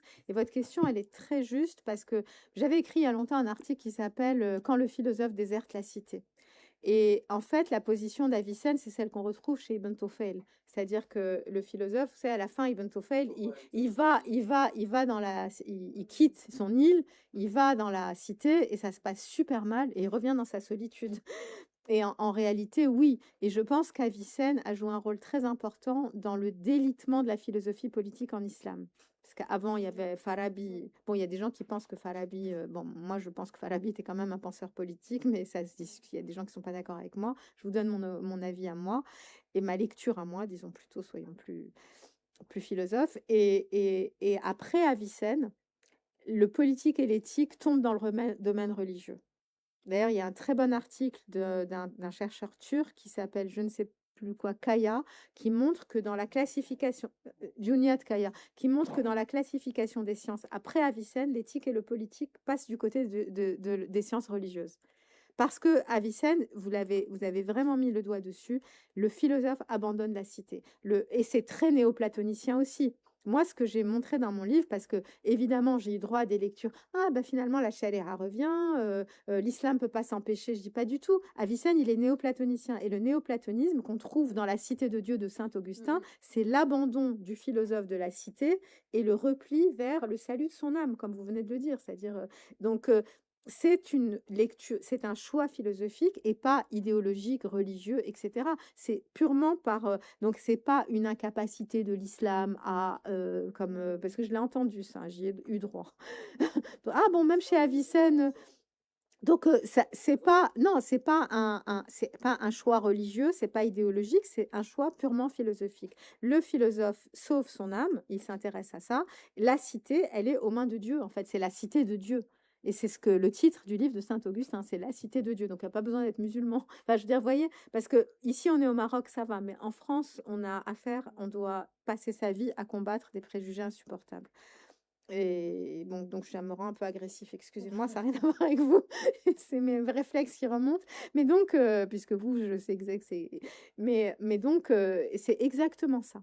Le philosophe laisse la cité à Dieu, aux mains de Dieu. Et les mains des dieux, c'est le prophète, puisque Dieu, il peut pas venir lui-même, donc il envoie son prophète. Donc c'est ça, exactement ça. Et c'est ce qu'on retrouve chez Ibn Tufayl, et c'est ce qui fait, quand vous voyez après Avicenne, la philosophie politique qu'on connaissait avec Farabi. Donc l'influence d'Avicenne, quand je vous disais hier qu'elle est massive, j'exagère pas. Après lui, euh, l'éthique, le politique sont traités parmi les sciences religieuses. Après, bien sûr, il y a des exceptions. Il y a Ibn Khaldoun, il y a Biruni n'est pas d'accord avec lui. Enfin, mais je parle du mouvement massif qui s'installe.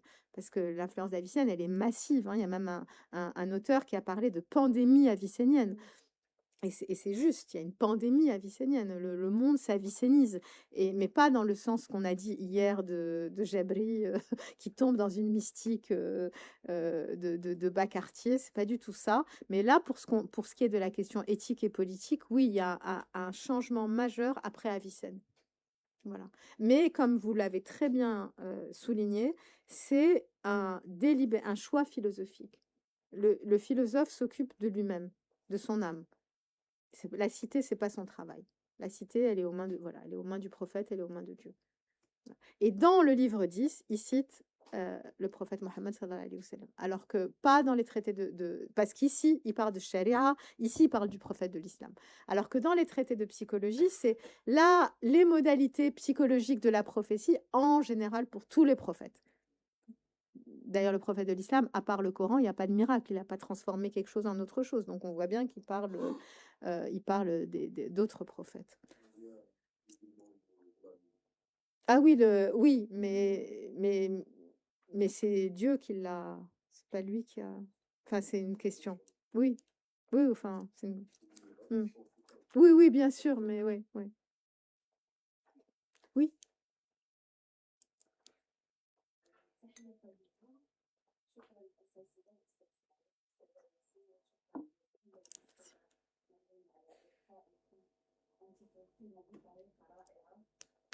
Si.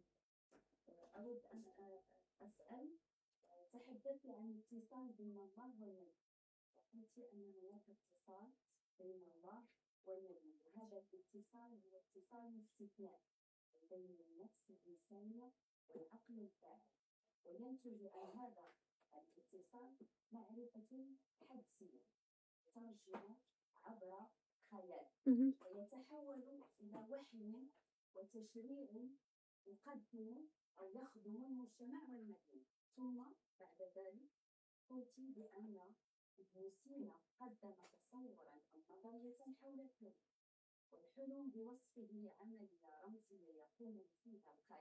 Mhm.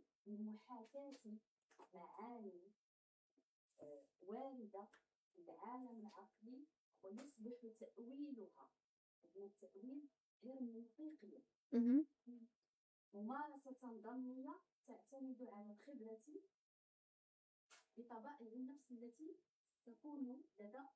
Mhm. Ouais.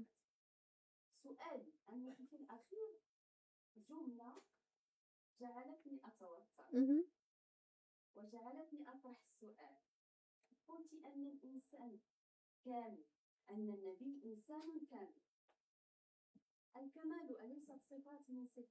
Ah non, non, alors Avicenne n'a jamais utilisé ce mot. Ça, s'il y a une faute, c'est la mienne ici. C'est-à-dire qu'Avicenne, nulle part, ne dit, c'est moi qui ai fait et je voulais préciser, cette lecture, parce que il n'a jamais dit, il n'a jamais utilisé ce terme-là.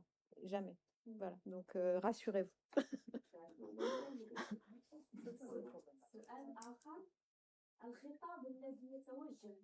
Mhm, mhm, mhm, mhm. C'est joli, Rihla al-Mutnan. Oui, oui, oui, c'est très joli. Mhm. Non, non, oui, je suis d'accord. Hein.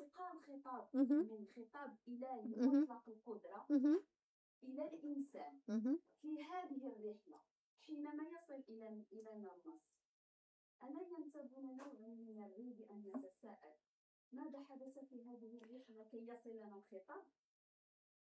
Oui, merci beaucoup de cette question. En fait, il y a deux textes d'Avicenne dans lesquels il décrit le wahi et les deux se contredisent. Ils sont pas d'accord. Dans un des textes, alors je vais pas vous dire de bêtises parce qu'il y en a un qui est dans la métaphysique du Shifa et l'autre, ça j'en suis sûre, et l'autre qui est, j'en suis sûre, dans le traité de l'âme du Shifa, Kitab an-Nafs min ash-Shifa, mais je sais plus lequel et où. Donc dans un des passages où il traite du wahi, il nous dit que le prophète entend, et donc là il est entend des voix et qu'il les répète en fait. Et dans un autre passage, il nous explique que le prophète voit, c'est-à-dire ce que je vous ai expliqué, voit des images. Et là, vous avez raison, il y a une rihla, absolument. Parce qu'il y a des étapes. Parce que là, ça se passe comme dans le rêve. Le prophète voit, il a une vision du malakout où on lui révèle des choses. Parce que, en fait, notre monde, oui, je vous l'ai déjà dit hier, je ne vais pas me répéter, donc notre monde, il est déjà représenté dans le malakout. Donc le prophète voit des choses et certaines de ces choses vont être imitées par son imagination. D'où la nécessité de l'herméneutique et du ta'wil. Ça, moi, c'est le passage que j'ai choisi parce que de toute manière, j'ai cité les deux, j'ai montré la contradiction parce que c'est mon travail de chercheur, on ne peut pas écarter les choses qui ne nous plaisent pas. Donc dans mon livre, je mets les deux passages et je dis, ils ne collent pas. Donc soit il a écrit l'un avant l'autre et il a changé d'avis entre-temps. Pour moi, le texte qui est le plus proche de toute sa conception, c'est celui dont je vous ai parlé.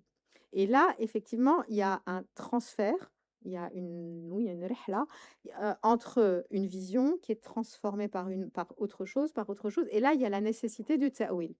C'est ce dont on parlait tout à l'heure. Maintenant, le passage où il dit le prophète entend et répète, là, il n'y a pas de rihla. Il y a un bila kayf. Voilà, c'est tout. On ne peut pas dire c'est Dieu qui parle. On ne sait pas comment il parle, mais il parle puisque c'est Dieu, il fait ce qu'il veut. Et l'homme qui répète, et voilà. Et on a le prophète qui profère, c'est-à-dire qui ne parle pas, qui répète, qui profère les paroles divines. Ça, ça, c'est la. Oui, c'est une conception très orthodoxe. Mais je pense que celle d'Avicenne, c'est la première, même s'il cite les deux. Mais je crois que je sais plus, dans la métaphysique, enfin bref, mais il y a les deux. Et dans l'autre, pour vous répondre, oui, il y a comme Dieu, c'est Dieu, il est dans le monde de l'éternité, hors du temps, et il peut pas avoir notre parole, elle est dans l'espace et dans le temps. Là, vous m'entendez parce que il y a un mouvement, je suis nulle en machin, donc je vais pas dire des bêtises, mais je sais qu'il y a tout un mécanisme physique qui explique par des ondes que ma parole vous arrive, donc c'est dans le temps et dans l'espace. Or, la parole de Dieu, elle est hors du temps et hors de l'espace. Et donc, pour un philosophe, la version qu'il donne avec son histoire de vision, elle est plus acceptable philosophiquement. Mais là, dans ces cas-là, il est nécessaire, et c'est là que je voulais votre avis à tous, il y a une nécessité du ta'wil. Parce qu'on ne peut pas saisir le divin tel quel, c'est impossible. Nous, on est humains, on est déterminés dans notre corps, dans l'espace, etc. Et ces visions, elles sont passées par comme vous avez été très joliment dit. Non, mais c'est très joliment dit. Oui, c'est très... Ouais. Non, mais c'est très joliment dit. Donc, il y a vraiment... Donc, s'il y a une rihla, à ce moment-là, il y a la nécessité de refaire le chemin inverse pour essayer de remonter à la source de ce cheminement. Donc, et pour moi, c'est ça qui colle le plus avec la conception avicénienne de tout, de la connaissance. Quand il dit le prophète entend et répète, ça, c'est, je ne sais pas comment. Mais Merci beaucoup, prof. Oui, on a encore le temps pour 2 questions. Pour 2 questions. Merci beaucoup. Merci beaucoup, professeur, pour cette formidable présentation. Et avant de partager quelque chose qui est fine et subtil, je veux seulement je veux ajouter quelque chose. Par exemple, normalement, on dit Nabi Ma'soum. Mhm. On dit Ma'soum, mais c'est Kamil. Oui. C'est ça Oui, l'expression, l'utilisation bien normale. sûr, bien sûr. Mais en tout cas, ça, c'était une reconstruction de ma part, l'idée de cette Oui, perfection. Et j'y ai vu des influences, effectivement, ismaéliennes, peut-être même. Mais lui ne le dit jamais. Il utilise ni maçon, ni camille, ni rien de tout ça. oui, Il dit simplement que c'est l'homme dont toutes les capacités psychiques sont au degré maximal de leur réalisation. de la Et moi, réalisation. j'en ai tiré, mais lui ne le dit pas. Il nous Oui, laisse avec ça. Il est trop malin pour. ok. Et aussi, professeur, vous avez parlé de la forme de la révélation. Mhm. La révélation. Par exemple, si vous prenez des livres qui parlent de la révélation,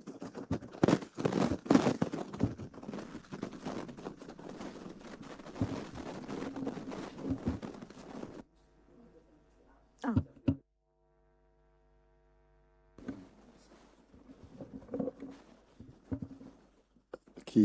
les livres qui traitent ce sujet, نجد أن الوحي يعني كان يأتي على ثلاثة أشكال. من بين الأشكال التي كان يأتي عليها الوحي يأتي في يعني كان النبي صلى الله عليه وسلم يأتي الوحي في صورة رجل، وكذلك يأتي في صورة أو يأتي على شكل صلصلة جرس وهو أشد عليه فكان يتصبب عرقا عندما يأتي الوحي. Ce sont des formes de la révélation. Maintenant, je vais partager quelque chose que je la vois fine. Pourquoi 746? Vous avez parlé des rêves véridiques et de la ru'ya sadiqa. Bon, ils ont expliqué ce chiffre ainsi. La durée de la révélation au prophète était 23 ans. Était 23 ans. Et le début de la révélation s'est fait par des rêves véridiques pendant 6 mois. Pendant 6 mois, les premiers 6 mois. Voilà. لأن كان أول ما بدأ به الوحي الرؤيا الصادقة فكان لا يرى رؤيا إلا أتت مثل كفلق الصبح. Donc, c'est fait par des rêves véridiques pendant 6 mois. Donc, 6 mois représentent 46e de 23 ans. Alors, c'est ça le calcul. parce que j'ai demandé à un étudiant qui est très fort à moi, qui a été formé au Maroc, il m'a dit je sais pas. Et je cherchais pourquoi 46. Oui, c'est ça la raison, professeur. Ils ont fait le calcul. Et en fait, je me disais pourquoi 46 et j'ai demandé ça savait. Il y a un petit commentaire, professeur, sur les maîtres. Oui, Arbab, mais Arbab, c'est le singulier arabe. Mais la traduction, les maîtres, c'est pas. Donc on dit. Mais on ne peut pas traduire en français, on ne peut pas traduire les seigneurs, parce que les seigneurs, ça fait penser que c'est un monde féodal. En français, ça fait penser. En plus, c'est l'ordre. Oui, et en plus, c'est. Ah, ok. Ah, d'accord. Merci beaucoup.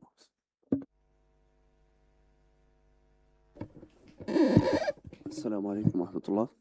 شكرا جزيلا أستاذ على هذه المحاضرة القيمة، والشكر موصول إلى جميع المؤطرين. فقط أستاذ أريد أن أرجع معكم إلى ما قلتم بالأمس، أن ابن سينا ليس صوفيا وأنه لا علاقة له بالتصوف، لكن أنا لم أقتنع بهذا صراحة، بدليل أن بدليل هو ما نتحدث عنه، هو أن الرجل يظهر تأثره بالاستشراق من خلال أنه يجعل المعرفة كما رأينا معكم هي الغاية، غاية ما يطمح إليه ابن سينا في هذه كما رأينا معكم هو المعرفة، أنه اتصاله بالعقل الفعال يعني قال ومعرفة الكليات وكذا. لكن في الحقيقة عند التحقيق أن المعرفة ليست هي غاية وإنما هي وسيلة، كما سيذكرها الغزالي والرازي وثبتت عليه الأمة. المهم أريد فقط أن نرجع معكم، ربما تزداد الأمور إيضاحا. شكرا جزيلا. Oui, alors, euh, moi, je le lis vraiment comme un penseur profondément rationaliste. La, la, la, le monde est rationnel. Il est rationnel parce que Dieu est un être rationnel. Toutes les lois qui régissent le monde, les lois physiques, mathématiques, sont rationnelles. La rationalité, c'est le sommet de l'existence humaine. Il n'y a pas de Dieu. D'abord, c'est quoi la mystique? Avant de dire c'est quoi soufi, avant de dire s'il est soufi ou pas, on va essayer de définir qu'est-ce que c'est être soufi. Être soufi, d'abord, c'est l'idée qu'il y a un Dieu personnel avec lequel j'ai une relation qui va éclairer, qui va ouvrir mon cœur, qui va m'illuminer, qu'on trouve par exemple beaucoup chez Razali. Ça, c'est une des premières choses qu'on peut qualifier la mystique comme ça. Aidez-moi à qualifier la mystique, parce que là, je suis fatiguée. Donc déjà, un Dieu personnel. Oui, donc une connexion individuelle à Dieu. Or, le Dieu d'Avicenne, c'est un intellect pur avec lequel on n'a absolument aucune connexion, absolument aucune connexion. La question de la grâce dans la mystique, elle est très importante. C'est Niyama, la grâce divine qui va venir sauver chez Avicenne. Elle passerait par un tel système de causalité seconde avec les intellects, les âmes, etc. Il n'y a aucune possibilité de contact entre Dieu et l'humain. Et puis Dieu, c'est vraiment un pur intellect chez lui. Donc tout ça, pour moi, pour le soufi, la vie humaine, c'est un passage de station en station pour évoluer, mais pas évoluer en tant qu'intellect. Et ce que je vois là en lisant Razali beaucoup, parce que je suis plongée dans Razali depuis 3 ans, on est plongé âme et corps dans une transformation de soi, qui est morale, spirituelle et intellectuelle. Chez Avicenne, la transformation, elle est purement intellectuelle. Elle est purement intellectuelle. Il n'y a pas de transformation. Bien sûr, si on est platonicien, c'est-à-dire normalement, si on est un bon philosophe, on ne va pas commencer à voler des bonbons au supermarché. C'est-à-dire qu'il y a une morale qui va se... Mais vous voyez la dissociation que fait Avicenne entre la morale et l'intellect, qui le conduit à dire, ça ne peut pas venir de la même source. Il y en a une qui vient de Dieu, l'autre du philosophe. Déjà, cette rupture-là, elle est anti-soufi. Pour le soufi, l'être humain, c'est une unité, âme, corps, raison, qui va se perfectionner, se développer, passer de station en station. Et je vois chez Razali, il n'arrête pas et là, moi je sens l'attaque à Avicenne, même si il ne le cite pas, mais en permanence, il dit, mais le cœur, c'est le lieu de la transformation de soi, c'est le lieu, si le cœur n'est pas nourri de Dieu, la connaissance ne sert à rien. Avicenne, il va jamais vous dire ça. Avicenne, il va te dire, apprends les mathématiques, on s'en fiche. Si aujourd'hui, tu es un sale type qui tape ta femme, c'est pas grave, vas-y, apprends. Enfin, je caricature, mais alors que dans le soufisme, l'être humain, sa valeur, elle vient pas de la connaissance. Elle vient du cœur, de la valeur de son cœur. Dans le soufisme, c'est connu. Tu prends un cordonnier à Fès, dans le bazar de Fès, et il est inculte et c'est un grand qutb. Et il sait même pas lire. Chez Avicenne, c'est absurde ça. Chez Avicenne, la réalisation de l'homme, c'est le niveau de son intellect.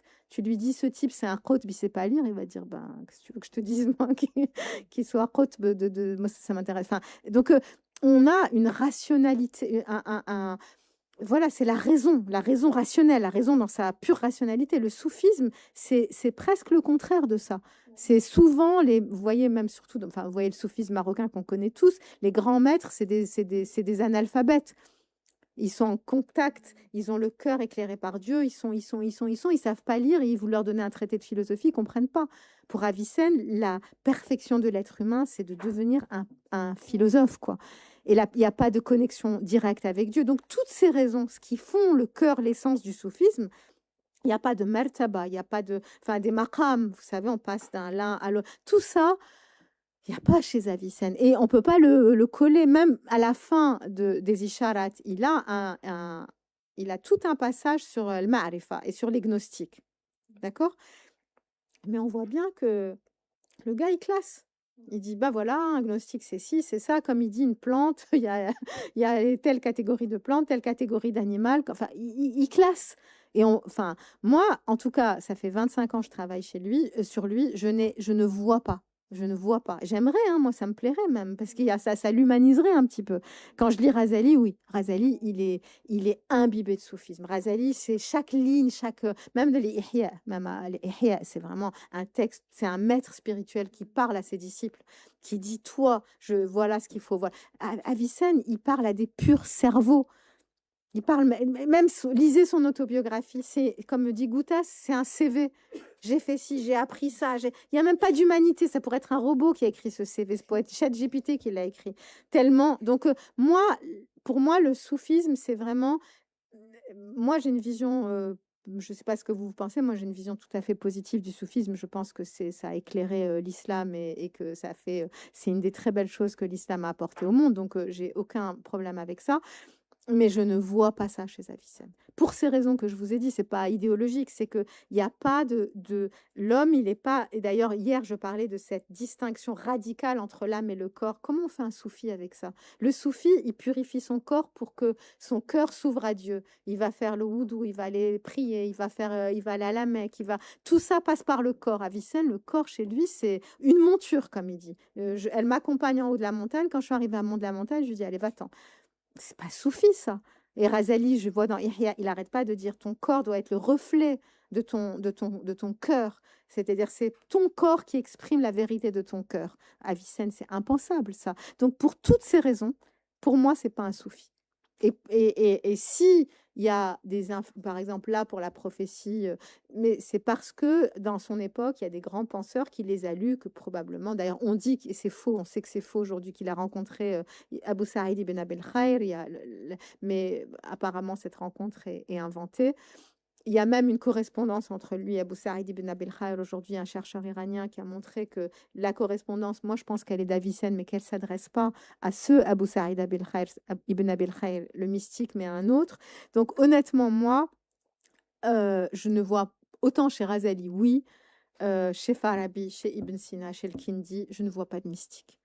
Alors il y a des gens qui la collent, moi je la vois pas. Je la vois pas, je vois même pas intellectuellement comment venir la coller parce que on est dans un monde encore grec, tellement grec par certains aspects. Vous allez me dire, mais non, vous venez nous parler du prophète. Oui, ça c'est la fin de la métaphysique, mais la structure de la pensée avicénienne, c'est vraiment le monde grec avec l'intellect.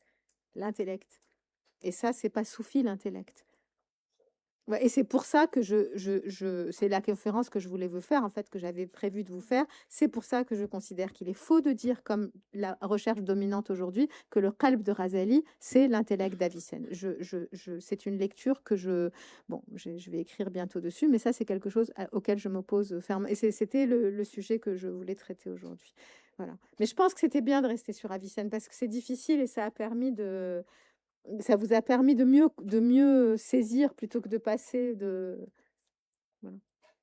Donc après, si je veux dire après, évidemment, la recherche, c'est des opinions. Si vous considérez, vous pouvez même écrire un article pour dire voilà pourquoi il est soufi, il n'y a pas de problème. Mais moi, vous me demandez, voilà ce que je vous réponds. Je ne vois pas où placer du soufisme dans sa pensée. Alors, Ishraq, ça n'existait. Alors, l'Ishraq, c'est après lui. La philosophie de l'Ishraq, le maître de l'Ishraq, c'est Sohrevardi qui vit 1 siècle et demi après Avicenne. Oui, c'est un avicénien, mais déjà qui démolit beaucoup de l'avicénisme, mais le seul Ishraq, c'est Avicenne, c'est Ayat an-Nur que je vous ai lu et le commentaire qu'il en fait pour sa noétique. C'est le seul Ishraq Yash Avicenne. Ça veut dire c'est la seule, point, il n'y a rien d'autre. Il n'y a pas d'autre Ishraq que celui-là. Donc, l'Ishraq, c'est une doctrine qui se développe à partir. Déjà, je pense que Sinaï a raison, qu'on trouve déjà dans Mishkat al-Anwar, il y a déjà les prémices de ce qui deviendra Hikmat al-Ishraq. Mais Hikmat al-Ishraq, c'est Sohrevardi qui est mort en. Je suis nulle en date, 1198, quelque chose comme ça. Ouais. Enfin, moi, je connais que les dates. Donc, il est 1 siècle et demi après Avicenne. Donc, Avicenne n'a rien à voir avec l'Ishraq. Voilà. Et Sohrevardi, prenez Hikmat al-Ishraq, lisez la première partie et vous allez voir une démolition en règle de l'aristotélisme avicénien. En règle, il casse tout avant de construire son Ishraq. Et le seul passage Ishraqi chez Avicenne, c'est celui que je vous ai lu. Voilà, il n'y en a pas d'autre. Donc, on ne peut pas projeter sur Avicenne quelque chose qui s'est créé 1 siècle après lui. L'Ishraq, c'est un siècle après Avicenne. Mhm.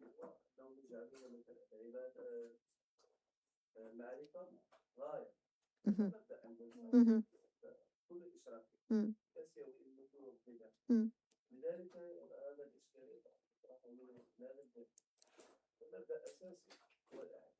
Oui, mais un mabda sur toute une philosophie, ça suffit pas de qualifier. Et puis en plus, ce mabda, il est aussi dans la philosophie grecque. Donc Avicenne le prend de la philosophie grecque et pas de la mystique. Parce que la ma'arifa, d'abord, il n'utilise jamais le mot ma'arifa, Avicenne, à part quand il parle des arif, à la fin il parle toujours de ilm. Il n'utilise jamais le mot ma'arifa, Avicenne, alors que Razali l'utilise tout le temps. La seule fois qu'il l'utilise, c'est à la fin des Jisharat pour parler, je sais pas quoi, l'arifoun, voilà. Donc, c'est pas un vocabulaire avicennien. Avicenne parle de ilm, toujours. Ilm, l'ilm, l'ilm, l'ilm, l'aql, ou l'ilm, l'aql ou le ma'qul, voilà. Et donc, c'est un vocabulaire purement aristotélien, platonique, donc néoplatonicien, aristotélicien. Et cette idée que la connaissance est la finalité de l'être humain, c'est Plotin, c'est Platon, c'est Aristote. Aristote, Éthique à Nicomaque, Platon, République et Plotin. Donc c'est de là que ça vient. Ça vient pas du soufisme. Voilà. Non. Merci beaucoup. Donc, on va faire une pause. On va prendre un petit café avant de reprendre, comme hier, par groupe. Merci encore.